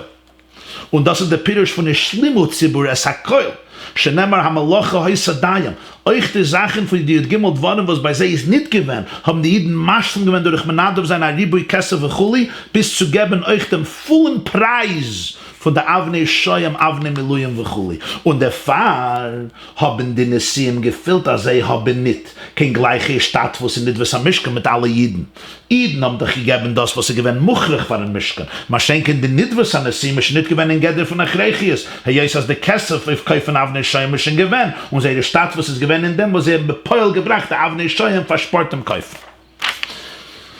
When the Jews realized that they don't have all the materials, for example, the jewels and the gems, you know what they did? They added more gold and silver. They added more money so that you should be able to buy these materials and these fabrics. That's why Rashi says, Hishlimu es hakoil. They completed everything. Hamalacha hisadayam. It was enough, even without the Nesiim. That's why it says Hishlimu. Hishlimu comes from the word Hashlama. They fulfilled, they complemented. Even those things that they didn't have, they added more money, more silver, more gold. So they gave the price, the value of the oil or of the spices or of the incense or of the jewels and the gems and the precious stones. That's when the leaders realized that they don't have an equal partnership with the Jews in erecting the Mishkan. The Jews gave that which was necessary for building the Mishkan. The contribution of the leaders was already not necessary because the builders had enough money from the Jewish people to be able to purchase all these items. The participation of the leaders was in the fact that they actually gave the materials. That they did, and those materials were used. But essentially, even if they wouldn't have given those materials, there would be nothing missing. That's why it says, Hishlimu tzibur es hakoil. They were mashlim everything. Either they gave what they needed, the fabrics themselves, the materials themselves, and if not, they gave extra money so you could purchase it. So that's when the Nesiim realized that their partnership in building of the Mishkan was not the same. Their partnership was in the fact that they avoided the need for Jews to go buy it. But the money was there, the money was available. So they avoided an extra strain, an extra exertion of energy because they have all the materials, because they have all the materials. But it's not the same. When the Jews gave the materials, that was essential for the Mishkan. What they gave was not essential. They would have had it even without them by using the money that the Jews gave to buy it. That's when they realized that there was something here in their calculation that was flawed. They were telling themselves, we're leaders. Let everybody do their job. We can't think about themselves. But sometimes in my idealism, there may be an unconscious or maybe conscious, but a very still voice of laziness that is motivating me to be so idealistic. Sometimes idealism and selflessness eclipses a quality that I should challenge, a quality that may be toxic, that may be selfish, that may be coming out of laziness. Let me tell you a story. This story, the Rebbe shared when he said this Rashi. He shared the story. He heard it from his father-in-law, the previous Lubavitcher Rebbe. Reb Nachum Chernobyler was one of the greatest students of the Baal Shem Tov and the Maggid. He was also a very, very poor man and a very holy Jew, Reb Nachum of Chernobyl. The Heilige Reb Nachum Chernobyler, the author of Ma'or Einayim, the Hasidic work Ma'or Einayim. One day, a Jew came to Reb Nachum Chernobyler, a disciple of his, an affluent Jew, and he gave him 300 ruble, 100 silver ruble, which was an extravagant amount of money. And Reb Nachum saw this, and he started to ask himself, why did God send this huge sum to me, which was completely unusual? It didn't happen before. Even his more affluent disciples would not give so much. It was a crazy sum of money. And then he said, I know why. Just a few minutes ago, a man came into his room. The man was crying. He has to marry off his daughters. He has no money. He doesn't have money to feed his hungry children. He has no money to pay a teacher to take care and teach his children. The poor man is broke, no food, no clothes. And the man told him at the end he needs 300 ruble. So Reb Nachum said, so the Rebbeinu Shalom sent me 300 rubles, so I should be able to give it to this poor person. As he thought this, another thought came into his mind and said, I should take 100 silver ruble and spend it on one man? That's not fair. I could be mechaya. I could give life to 6 families. Let me distribute it between 6 families. Everybody will have such a nice portion of money. Why should I give it away to one person? It does not make sense from a philanthropic charity point of view. What did Reb Nachum do? He right away called in the poor person and he gave him all the money. And he said over the story and he said, because I realized that the second thought was coming from the Yetzer Hara. How? He said as follows. If it was coming from the Yetzer Tov, why didn't it come in right away? I got the money and I was thinking, why did God give it to me? Why did God give it to me? The Yetzer Tov should have said to distribute it to 6 hungry families. Maybe to the poor person or maybe to 6 hungry families. It did not come into me right away. First, I decided it was here to give it to the poor person who needed the money. After I decided to give it to the poor person, suddenly the Yetzer Hara said, oy vavoy, this is not good. What can I do? So here the toxicity came in, the selfishness came in. Come on, Reb Nachum, don't give it away to one man. Bring hope to 6 families. Yetzer Hara thought, maybe the 7th family will be Reb Nachum, maybe the 6th family will be Reb Nachum. That way less money will be given for tzedakah. Reb Nachum Chernobyl realized, he says, look when the thought came in. If it came from the Yetzer Tov, if it was pure idealism, it should have been there right away. You know why the Yetzer Hara didn't come with this thought right away? Very simple. In the beginning, when I was deliberating, the Yetzer Hara was hoping that I'm going to decide that the money goes to me. After all my years of service and my debts, I deserve 300 ruble. That's what he was hoping. I'm going to share it only with me and my family. That's what he was hoping. That's why he didn't give the idea of distribution to 6 families. But once he saw that I decided to give it away to one poor person, no, this is already not good. This he didn't like. He wanted to disturb that plan. How? He couldn't tell me, keep it for yourself. He realized I'm not working that way. So he had a better idea. Distribute it between people, and that way it'll take some time. Some will stay with you. Some people will get it. Some people won't get it. The main thing is that poor person won't get the gift that God intended for him. And Reb Nachum realized this is the Yetzer Hara, and he gave it all away to that person. The Rebbe said, from here you learn that sometimes idealism can eclipse a different type of emotion, a different type of feeling. I'm telling myself, I'm a leader, I'm selfless, I'm only thinking about you, I'm not thinking about me. And I'm doing my job, and there's a truth to it. There's a truth to it. But there's also another truth to it. And the other truth to it is, I'm lazy. Or maybe I'm stingy. Or maybe I'm indifferent. Or maybe there may be other motivations that are behind it. And when they saw that at the end of the day, they could not have an equal partnership in the Mishkan, they realized there was laziness here. And that's why by the Mizbeach, they changed the order. But now we have a big question. But let me see if there's other questions.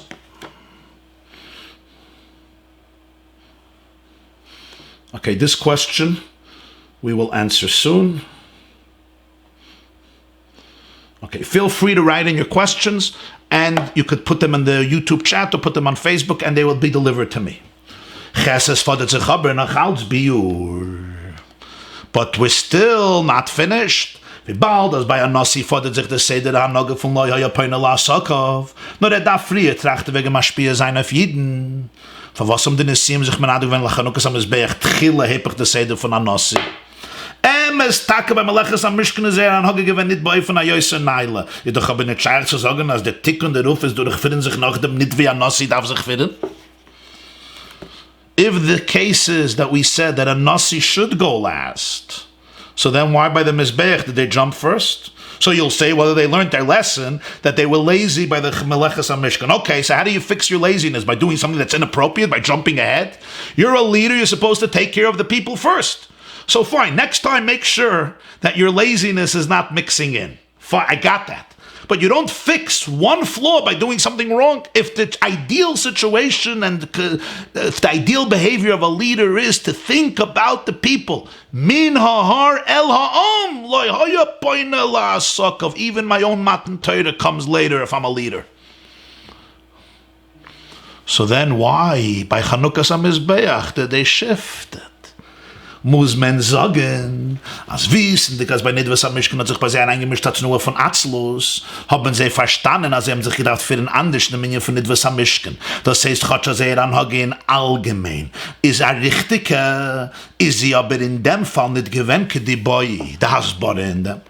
Durch Nidwas am Mishkan hat sich aufgetan, der Ingen Kloli von allen Jeden, was Chanti besäuchen. Der Beweis als eine Schaper lanu avoin ha'egel. Und der Rebbe hat sich da gemeint, neuse, auf dem, als jeder Eid soll haben, achelik in etwas am Mishkan. Als der Mishkan soll aufgestellt werden, was früher. Und der Pfarr hein emes, als der Tafkid von Nasi Ede ja Shevet, ist zu bewahren, als Iden sollen Tande in Janem am Matalim allein, haben den Nessim zusammen damit gedacht, bewahren euch des Rizes im Binyan am Mishkan. Also es sollen gerät sein, alle Sachen, was mit der Fabel im Melechus am Mishkan, bepoil und behektem. Und der Pfarr hat dann nicht Massen gewendet, Seder Anhage von weiten Kammer wie Kammers Mann und sehen, was die Snad, wo Zibu Mashem ist Nadevim und Mashem Echastrin auch noch mal schlimm in Neusser. Mit Zadeh Tafkid als Nessim Gufe hat sich gefordert, als Monnendig bei Jiden darfen sie gleichzeitig sich Magdem sein zu bringen, sehr in der Dovek, der als der Mishkan soll aufgebaut werden, behektem Achiev Shari. Und der Rieber, wenn sie kommen zu Chanukas HaMizbeach, was euch das ist an Ingen Klali und es ist Negeia, soll sein behektem Chanukas HaMizbeach für alle Jiden, haben sie immer nachher gewöhnt betchille. What happened was, the Nessim realized, when they saw the results, and they understood that there was something of laziness here. They understood not only that there was a wrong incentive, but that their behavior was also wrong. Generally, you're right, but this is an exception. When Moshe is coming down from the mountain, and the question is, do I focus on my own spirituality, my own relationship with God? Do I go to the Jewish people? I go to the Jewish people. This was their calculation here. But here it was wrong. Why? Because the Mishkan is that which would bring the divine presence back to the people. Forgiveness for the sin of the golden calf. So it wasn't only important for the Jewish people that everybody should have a part in it. Everyone should have the schus to give. And the leader wants to make sure that every Jew has this privilege. And the leader is concerned for every single Jew to be that person who donates for the Mishkan, to have that part in it. But as a leader of the Jewish people, you also want that the Shekhinah should come back to the Jewish people. So you want the Mishkan up and running as fast as possible.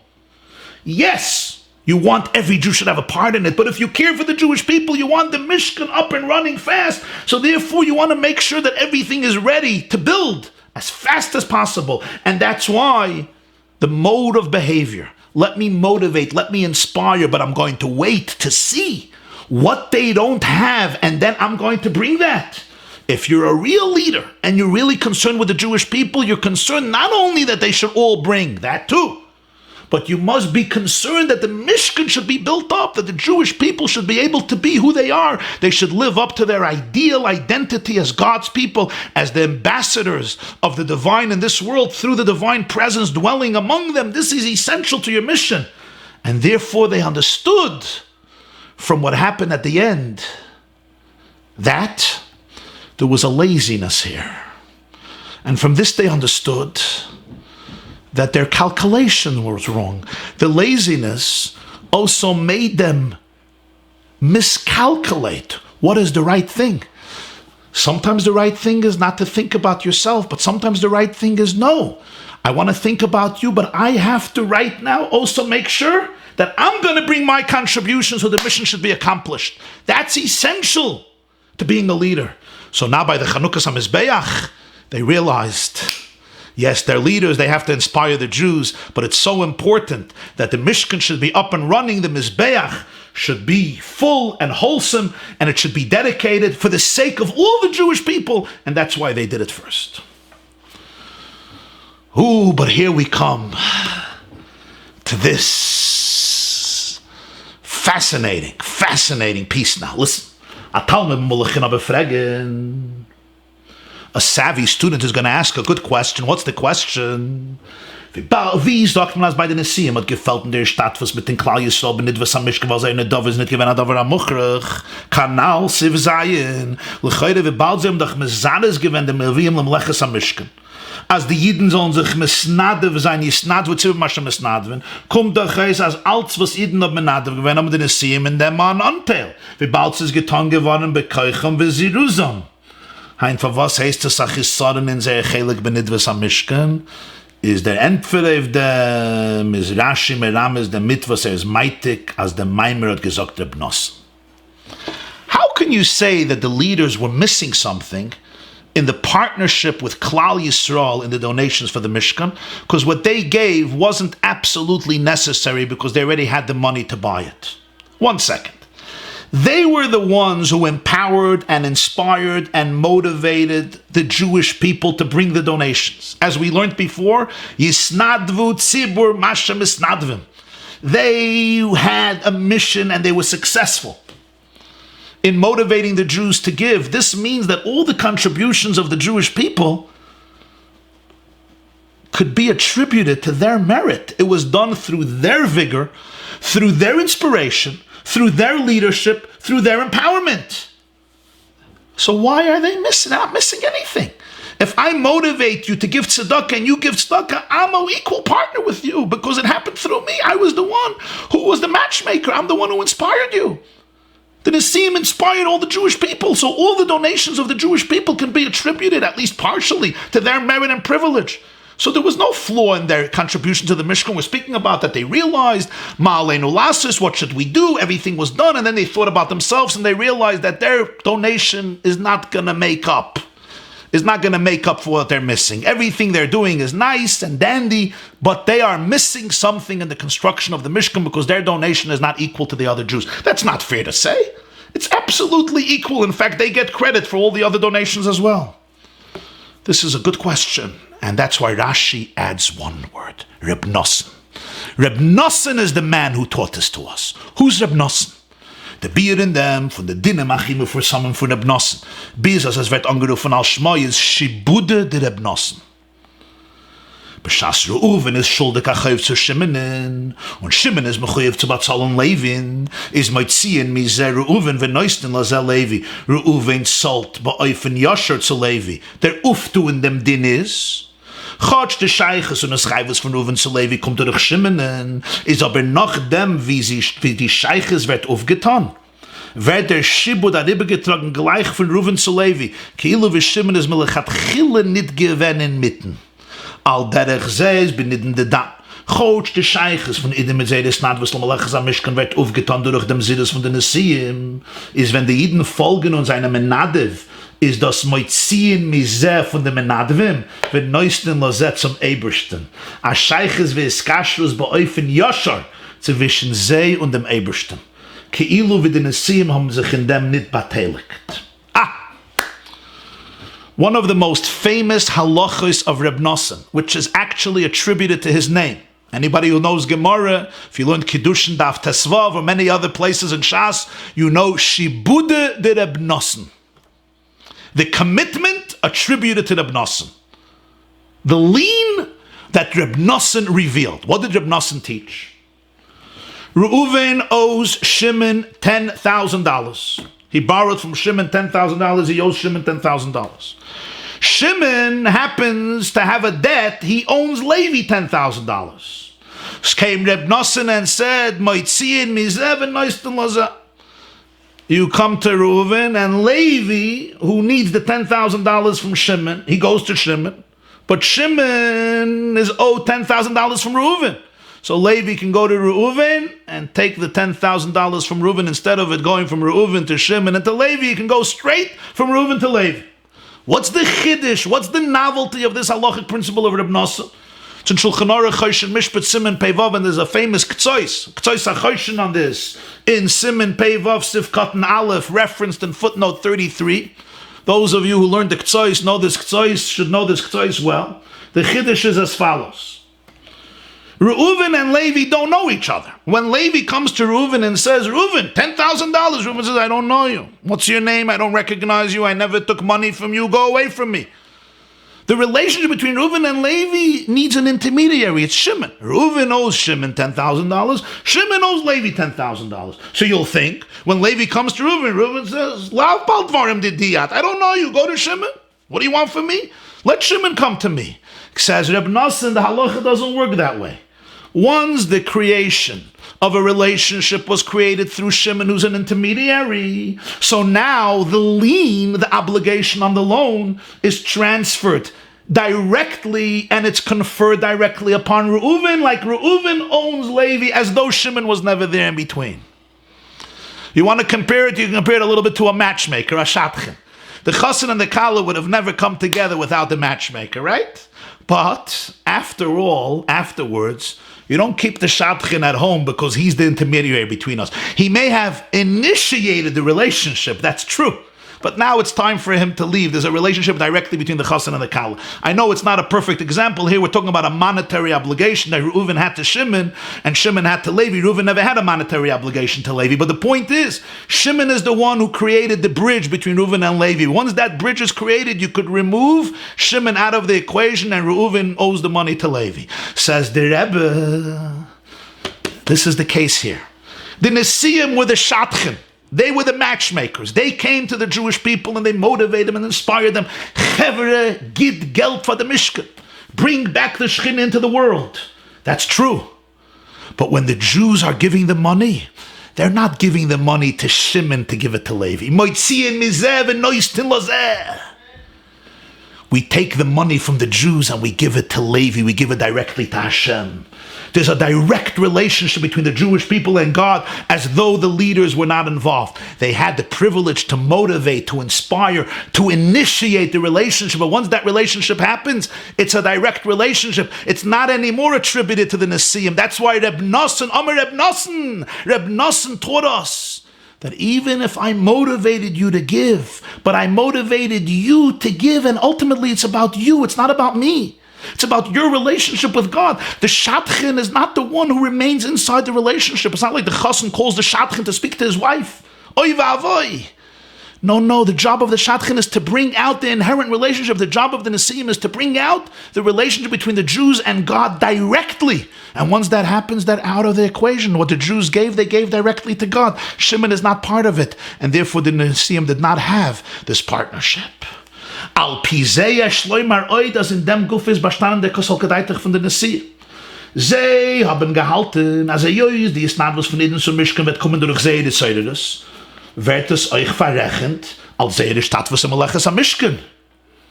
Und ab dieser ist verstandig, was ihm gesagt, Yisnadvu Tzibur Mashem Esnadven und Mashem Echasrin, und Mashlimin Neusei. Was von dem Loschen ist Mashma, als bei sie ist nicht gewinn sicher, als sie wollen müssen bringen. Und der Vater haben sie gesagt, Onu Mashlimin Neusei, nicht Onu Mevien.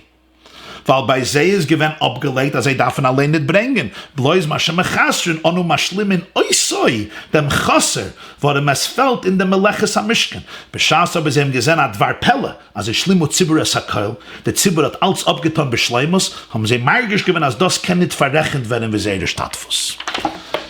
According to this, we have now a deeper insight into this whole story. This was the calculation of the leaders. The leaders thought, we don't really have to bring. We could be those who motivate everybody else to bring, and that's our partnership. I motivate you to give tzedakah. I don't have to give myself. You gave. Your giving is because of me. It's due to my credit. It's due to my asirus. This is what they thought, and that's why. What do they say? They don't say what the Jews don't bring, we will bring. Why? They didn't believe that they have to bring. We don't have to bring. They said what the Jews are missing, we will complete. Meaning, if the Mishkan needs something and it doesn't have it, we will complete it. That's their word. They should have said Anu Mevi, not Anu Mashlimin. We're going to bring. We want to bring. They didn't have to bring. They felt we don't have to bring. You brought. Your bringing is enough for me. I get credit for it. We both get credit for it. There's a partnership here. I inspired you, and you did the work. Great, wonderful partnership. We don't have to bring. If there's something missing in the Mishkan, in the Heftzah, if there's something missing in the Mishkan, then technically we have to bring it because we want a Mishkan. But essentially, as far as the person is concerned, we don't feel the necessity to have the schus to be part of it. We already have the part of it. We already have part of it through you. They didn't believe they have to bring. That's the brilliance in the words. Mashlimin oisoi. The Mishkan may need us to bring. We don't need to bring. We already brought when you brought. Suddenly, they discovered something wondrous, which they didn't expect. The tzibur did everything. There was nothing left for them. Even the Avnei Shoyam was paid for already. And that's when they reconfigured their mindset. They realized suddenly, this is strange. There's mamish nothing left for us. Mamish nothing. Even what we bring is not essential and not necessary. And that's when they were challenged to realize that perhaps they made a mistake. And what was their mistake? Their mistake was that there was a component of laziness here. And there was a miscalculation. And because of that, they delayed their contribution. And they realized as a result that also this is not considered their participation. Like Reb Nosson explained, Shibuded Reb Nosson. And when they discovered that, they decided to repair this mistake by the Chanukas HaMizbeach.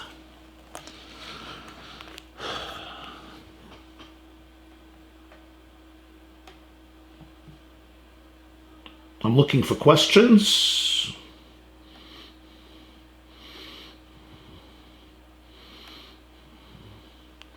Why don't we give people the benefit of the doubt? Maybe they thought they were doing the right thing. We are. That's the point. We're giving them the benefit of the doubt completely. They thought they were doing the right thing. Not only that, they were doing the right thing. A lot of what they were doing was the right thing. But here you learn how truthful the Torah is, and how it believes that we can be truthful people. We could really be honest.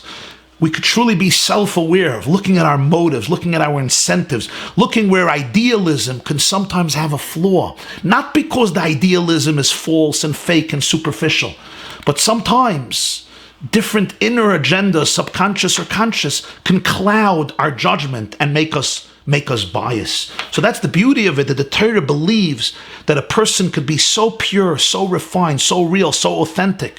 And it's not about disgracing. We asked before, why do we want to embarrass them? We're not embarrassing them. We're actually highlighting their beautiful virtues, but we are also highlighting the fact that even in a moment of greatness, a person ought to be able to examine themselves and sometimes reconfigure and ask themselves, has my thinking not been clouded? What an empowering thought and a hopeful thought of how much Torah believes in the power of people, not to be perfect, but to be accountable.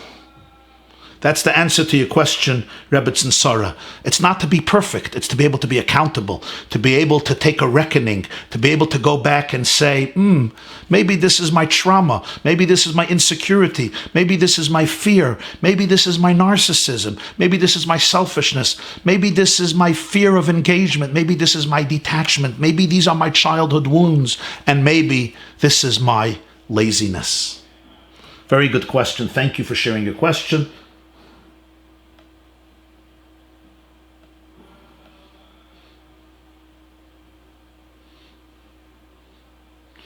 Just looking at the questions. Okay, beautiful. Yud Aleph. Loi dem kann man euch maßbe sein dem Siyum Loshen Rashi ulefish in es Atzlo mit Chile nechser ois mishman van es Siyum ksiv es hat gefällt der ois Yud lechaire was war a Scheiches hat der Ingen von Atzlos mit den Chisonnen von ois Yud bishmam nor bepnemis ein Janemis als der Chisonnen von ois Yud was weiß der Bittel is nit a Tritzon nor der Sibbe von seherschen es Atzlo wie soll das Nesgale geworden man hat sie gerufen beschämnis Siyum lefischen es Atzlo als man hat gesenschen es Atzlo. Wie bald als bei sie hat gefällt der Tachlis Habittel. Es hat sich bei sie angehört sehr sein Siyum. Darüber haben sie gefühlt, als die Nidwes am Mishkan von den Jiden ist gekommen durch sie. Und als zu lieb dem wollen sie Maschlum sein, das was wird fallen bei Jiden. Und der Hergisch an es Siyas hat Geirem gewähnt.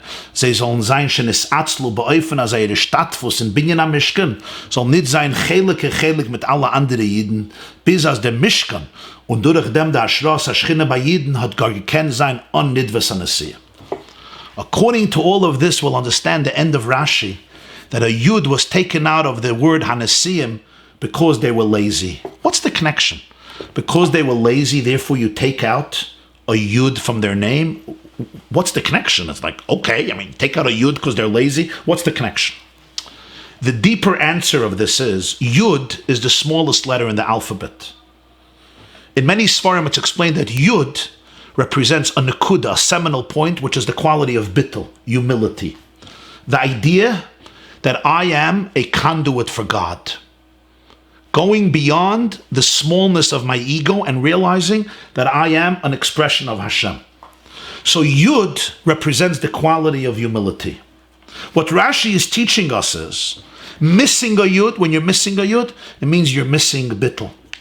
It's not because they were lazy, the Yud is missing.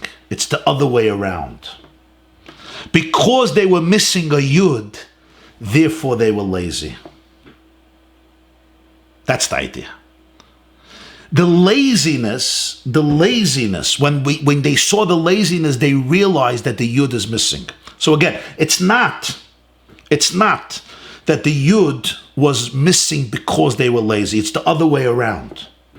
The reason for their laziness is because there was missing a Yud. Just like by Yahushua.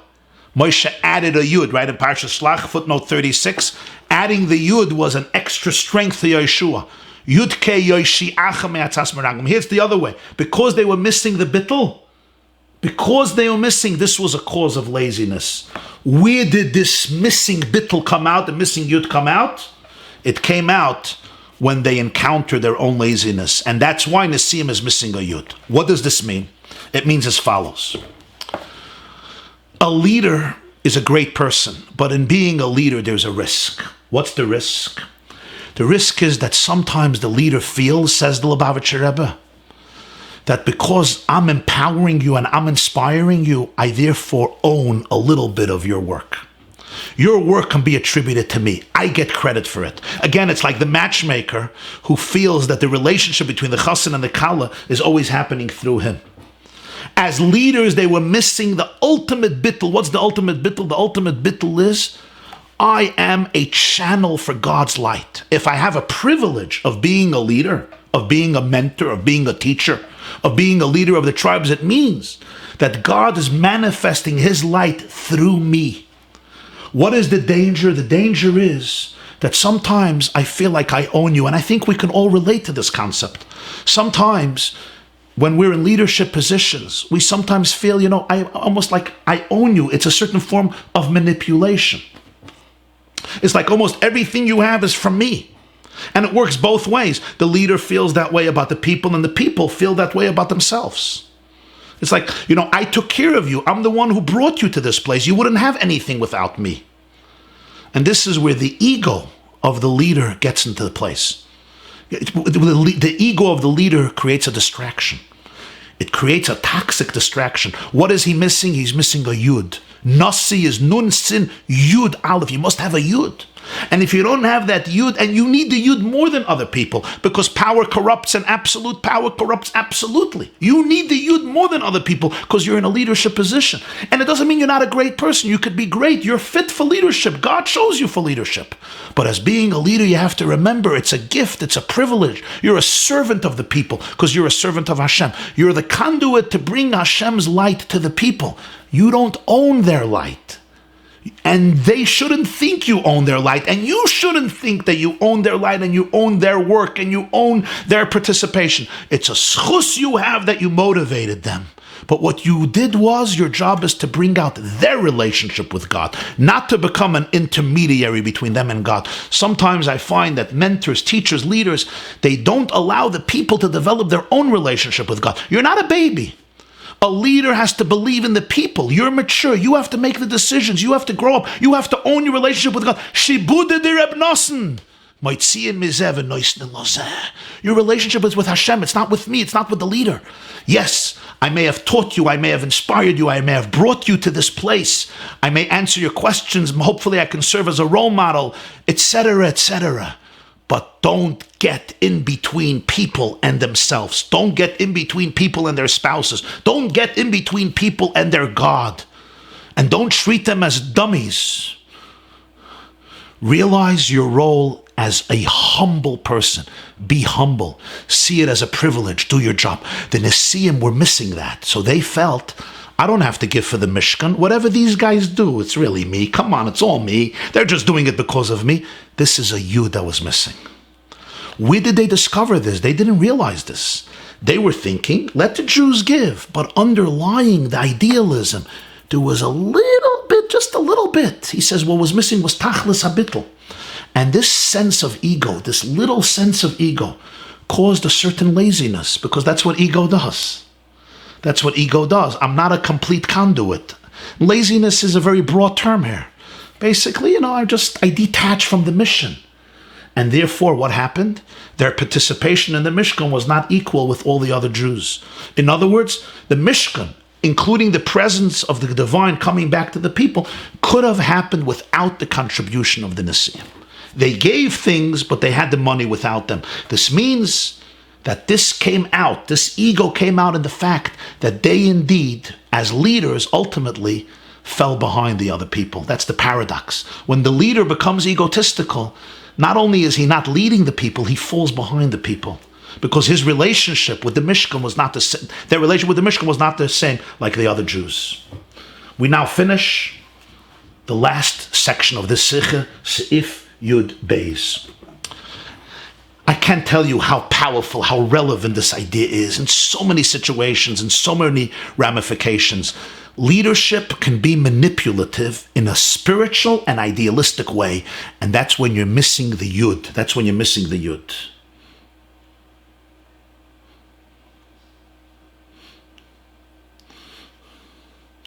Is this the idea that a Rebbe would tell people to be a catalyst? I don't know what you mean. If you can explain your question a little more. I don't know exactly what you're asking, but if I'm speculating, I think what you might be saying is that the job of a leader is to show people their own light, not to treat them as babies and basically you're on training wheels and hold my hand and I'm going to bring you to the destination. Sometimes you have to hold my hand, but the purpose is like your child. You don't want your child to always walk holding your hand. You want your child to become an independent, powerful person. What do they say?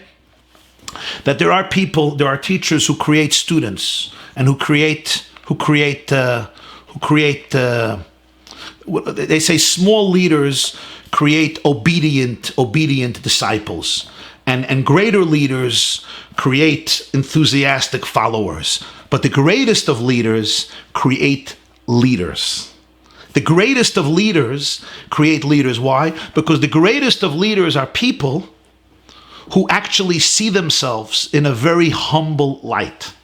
And therefore they know that what's their agenda? To create people who will stand on their own feet and become independently powerful and make a revolution and lead other people. The greatest leader is the one who watches the other person not need him anymore. Not need him, not in the sense that they become detached, but in the sense that I want to bring out in you your power, your light, your relationship with God. Shibude de Reb Nosson. Shimon may come in the middle, but then Shimon has to have the ability to watch with nachas as Reuven and Levi meet each other. Reuven here being a symbol, a metaphor for the Jew, and Levi being a metaphor for God. Seif Yud Beis. Azoi v'al inyanei HaTorah is oich der inyan ha'hirat yed nidden. Like everything in Torah, this is a lesson for every single Jew. Why? By yed nidden is that the inyan ha-nesiyas. The nesiyas if irktana shaloi zeh haguf. Auf seiner Ramachi Vorim b'shasagidim. Beklolus yosedos was jeder eine darf seiner Maschpia v'nasi b'svivosoi. Is da in dem die Heira as a Bervillas bei ihm soll nicht fällen in Avodas Hashem lekoinai. Und der Mishkan shaloi soll sein kediboi darf in der Nesias, in der Hashpoi von Zweiten sich anhören der Yud, der Tachlis Habittel. Bedugmas Hamelach was durch dem was Kiven Shekara shuv einei zoikif. Mehr wie bei alle anderen ist meulich auf alle anderen. Es tarnet sein der Hergisch. Bekayach Atzma ist der Maschpia und Nossi. Und als der ganze Scheiches von dem Zweiten zum Ebersten ist nur ein Danke. Every Jew is a Nossi. Every person is a leader. Your first leadership extends to your body, to your life, to your organism. The Gemara in Maseches Nedarim Lamed Beis calls the body a miniature city. And you are the melech, you're the king over your city. That's the first one. Your 248 organs, your 365 sinews. And then, in a broader sense, every person has a sphere of influence. This person is a leader in his or her family, in his or her company, in his or her community, in his or her environment. Every person has their orbit, their relationships, their food web, their food chain, which they have influence over. And this is where there's a tremendous lesson. If you want, don't lose sight of your own relationship with God. What happened with the Nesiim is, there was something flawed in their relationship with the people, in their understanding themselves as Nesiim, and as a result of that, their participation in the Mishkan was not the same like every other Jew. As a Nasi, it doesn't absolve you from taking full accountability for your own life and working on yourself, and don't think that you could live through other people. What a powerful lesson. Don't live off other people. You can't breathe their oxygen, especially now. You have to own your own life. I can't say I'm inspiring so many people, I don't have to work on myself. You have to build your own Mishkan. You have to be a partner in the Mishkan. You have to make sure your Avodas Hashem is complete. You have to refine your character. You have to work on your body, on your animal soul. Leadership does not absolve you from complete internal focus to make sure mipsarcha altis alam. The pasuk says, when you see a naked person, give him clothes. When you see a hungry person, give him food. But make sure you're also covered with clothes. So the Tanna of Eliyahu says, you see somebody naked for mitzvahs, dress them. Somebody without Torah, give them Torah. But don't keep yourself naked. You can't live through them. Just because I'm inspiring people, I'm teaching people, I'm leading people, therefore I don't have to work on myself. No, you have to daven, and you have to learn, and you have to grow, and you have to connect, and you have to be aligned.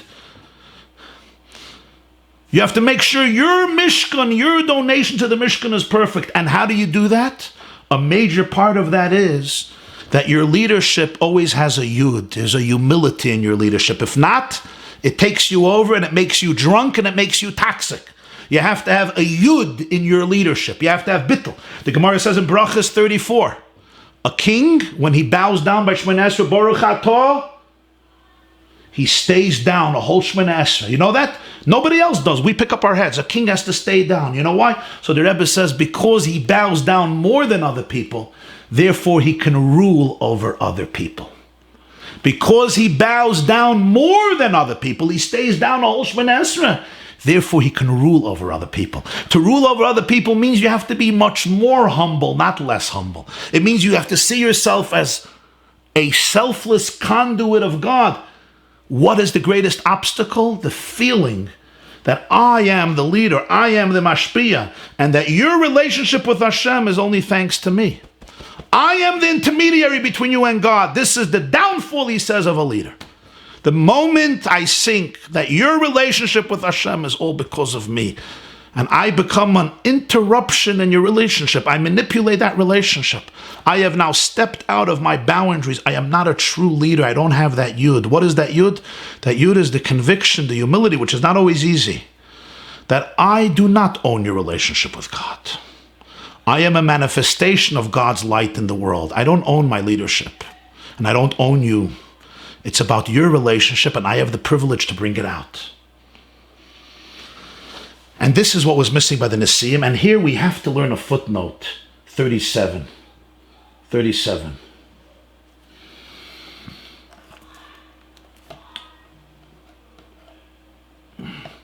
Question: a catalyst is a substance that speeds up a chemical reaction, but is not consumed by the reaction. Very nice. People have to be a catalyst. You speed up a chemical reaction, but you're not consumed by it. I'm learning that we have to be constantly introspective of our motivations. And yes, this can drive me crazy. We're not talking about overanalyzing yourself. Don't overanalyze yourself. Do good things. Build up every day a Mishkan for Hashem. But it means to be self-aware. But you shouldn't overanalyze yourself because you'll go crazy. All of this is a great remedy for codependency. Very well said. Good remedy for codependency. Take a look at 37. Footnote 37.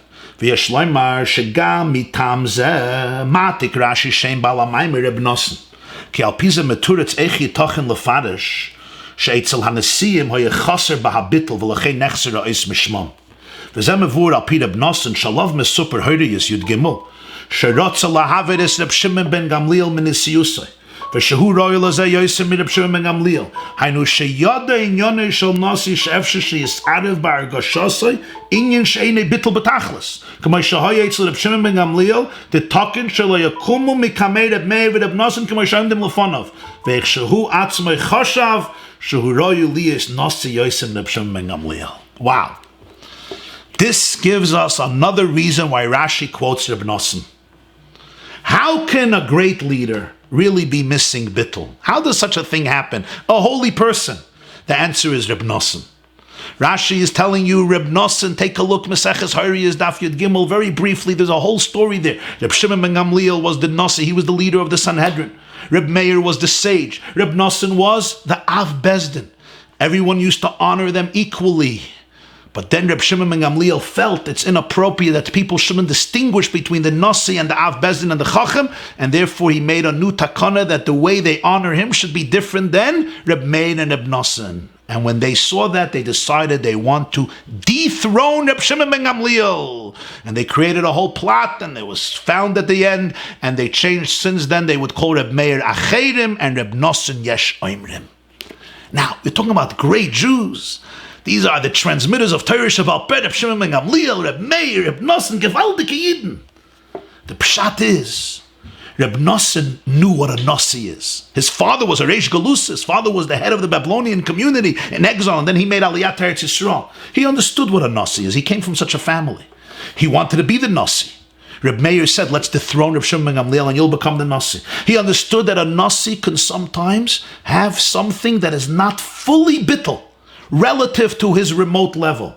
He saw what happened with Reb Shimon ben Gamliel. Reb Shimon ben Gamliel didn't want they should honor Reb Meir and Reb Noson like they honor him, and he understood that even in the holiness of Reb Shimon ben Gamliel as a leader, there could sometimes be mixed in something that is not an absolute embodiment of pure bittul. And he also saw that he himself believed that he was worthy to be a Nasi more than Reb Shimon ben Gamliel. So Reb Noson was the right person to teach this lesson about the Nesiim missing a Yud. And he finishes the last paragraph. So b'shaz da ashpo Nesius is mit bittul. Demolt is zoich und hat nit kein Toos, as is yoitze mit dem was perlt auf a zweiten Niden. Nor zoich moisev ba'aveidosai, in shkide belimud ha-Teure, kiyem ha-mitzvus behidur b'yeser seis v'yeser eis. Und durch den Brecken harab Mashiach Tzidkenu, was ein Uftu ist der Inyan Hayud, b'chines Yechide, Yavoi v'yigalenu v'yehlichenu kememius la'artzenu. When a person's leadership and influence on others is with bittul, then you merit not to make a mistake like the mistake that they made. And you don't make a mistake and think that by impacting others, it dispenses you from your mission in life. You know that you always have to increase in your own service, in steiging and learning, shkida, haraving and learning of Torah, fulfilling the mitzvahs with beauty, even with more vigor and strength. And this helps bring down Mashiach. Mashiach is called the ultimate Yud. Why is he the ultimate leader? Because Mashiach is the ultimate Yud, the Yechida, the one who represents the core of the Jewish soul, which is one with God without an ego. May he come and redeem us and bring us speedily to our holy land, Eretz Yisrael. Mashiach represents the Yechida, the Yud. And at last, let's see all the questions and how every single question is answered. And I'm going to do this very fast. We're going to go through all the 10 questions. Question number 1.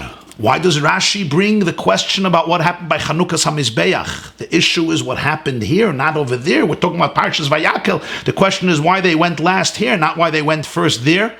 And even if he wants to bring that, that should be the second point, not the main point. Question number 2. Why is Rashi so elaborate about what they said? He should have just said they were lazy and they came last. Why this whole speech that everybody should give and then we're going to give when they finish? Why would the Torah intimate that they were lazy and embarrass them publicly? It's not even a major part of the Torah. It doesn't even say it explicitly, but you put them all the way at the end to teach you that the leaders were lazy. Why would the Torah want to do this for an unnecessary reason? Finally, there's a contradiction. This is question number 4. Rashi contradicts himself. He says, the Tzibur finished everything, but then you tell me that the leaders brought so many things. That means they didn't give everything. Which brings me to question number 5. If the Tzibur gave everything and they wanted to give everything and they were so generous, why didn't they bring all the items that the Nesiim brought? Question number 6. Why were the leaders so aggravated that they didn't have what to bring? They had plenty of things to bring, very fundamental things, the jewels and the gems. Question number 7. Why does Rashi say that they said, Yisnadvu tzibur mashem isnadvin? He could have said, the Nesiim said, whatever they're missing, we're going to give. Why the word shemechasrin? Question number 8, why shemechasrin? Should have said mashallah yaviu. Question number 9, ma aleinu lasei. They should have said ma aleinu lahavi. Question number 10, why the name Reb Nosson? Now let's see the answer on all these questions. By introducing the question of Reb Nosson the way he does, Rashi is bringing out that the question is not why they brought last here. The question is why they brought first there. What would be a reason to say that they shouldn't bring first? They should always bring first. They're leaders.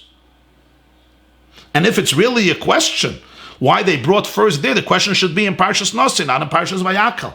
The answer is, with bringing the question here, Rashi is trying to explain that the reason the Nesiim brought their Nedava at the end was because this is the appropriate behavior, and the real question is why over there they went first. In other words, when Rashi brings the question, Ma Ro Nesiim, he's not bringing it as a question on Parshas Naso. That's not relevant here.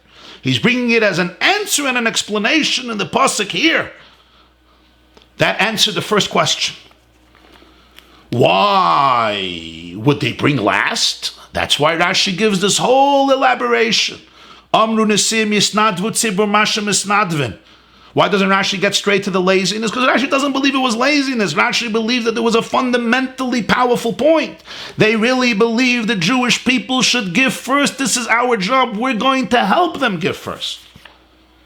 And that's why the Torah tells the story. It's not just about laziness. It's talking about the real role of a leader. So we already answered the first 3 questions. And then they said what the Jews are missing, not what they won't bring. Because if they have it, we're going to make them bring it. We'll inspire them to bring it. What they don't have, we're going to bring. And that's why they said, Ma aleinu lasos. What should we do? What they meant was we finished our mission. That explains the answer. That's the answer to Ma aleinu lasos. This also explains why Rashi says they finished everything. So why were the Nesiim upset? And why did the Jews bring everything? And this is the point, that Tzibur gave all the money for everything. But they didn't give all the merchandise. The Nesiim brought the merchandise, and that's when they realized they don't have an equal partnership, because even without them, there was enough money, and that's what made them rethink their thought processes, and they realized there was an element of laziness here. So this answers the question of the contradiction. If they finished everything, so the Nesiim had nothing to bring. Yes, they brought everything, but they brought money.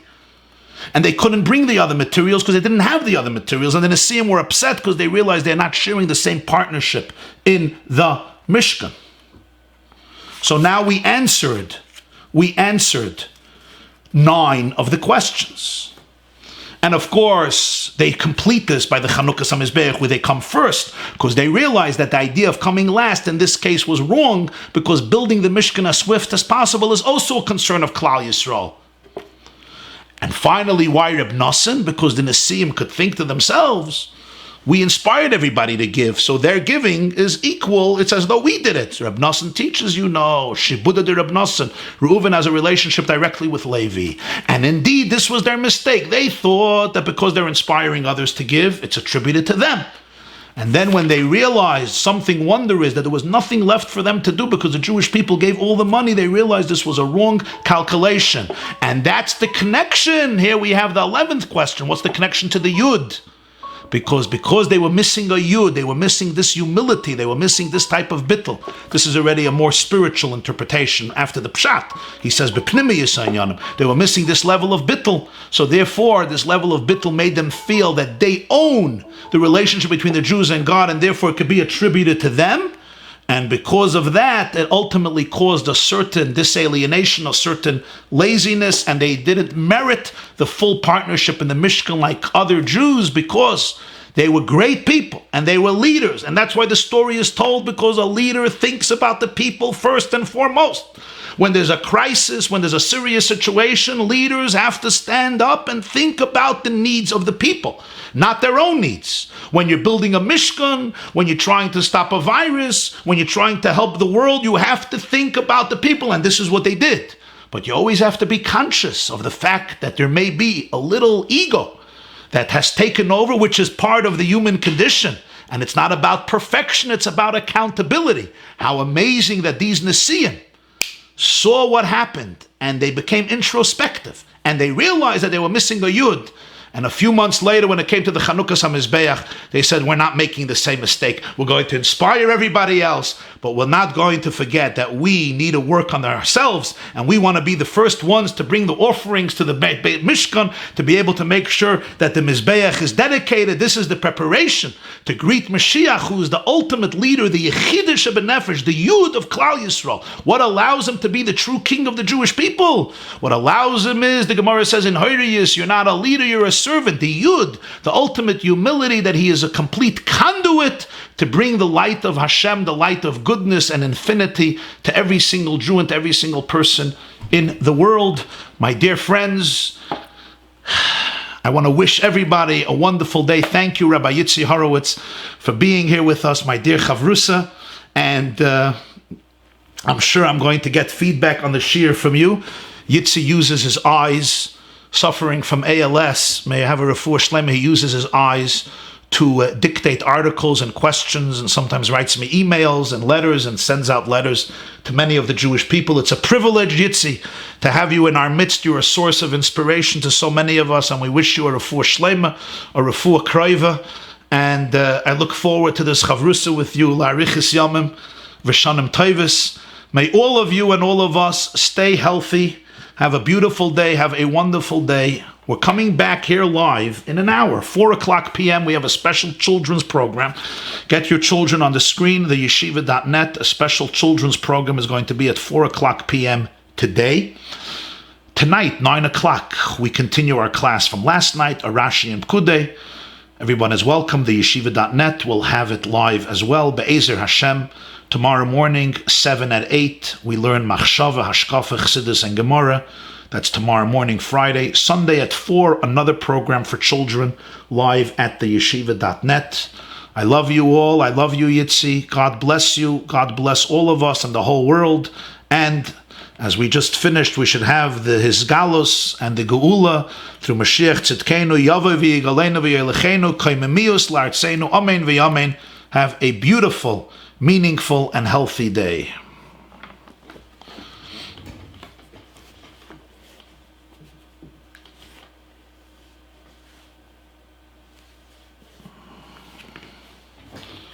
If you want to send more questions, you could send questions to my email, Rabbi YY at theyeshiva.net. And Bli Neder, I'll answer you. Rabbi YY at theyeshiva.net. You could send your questions.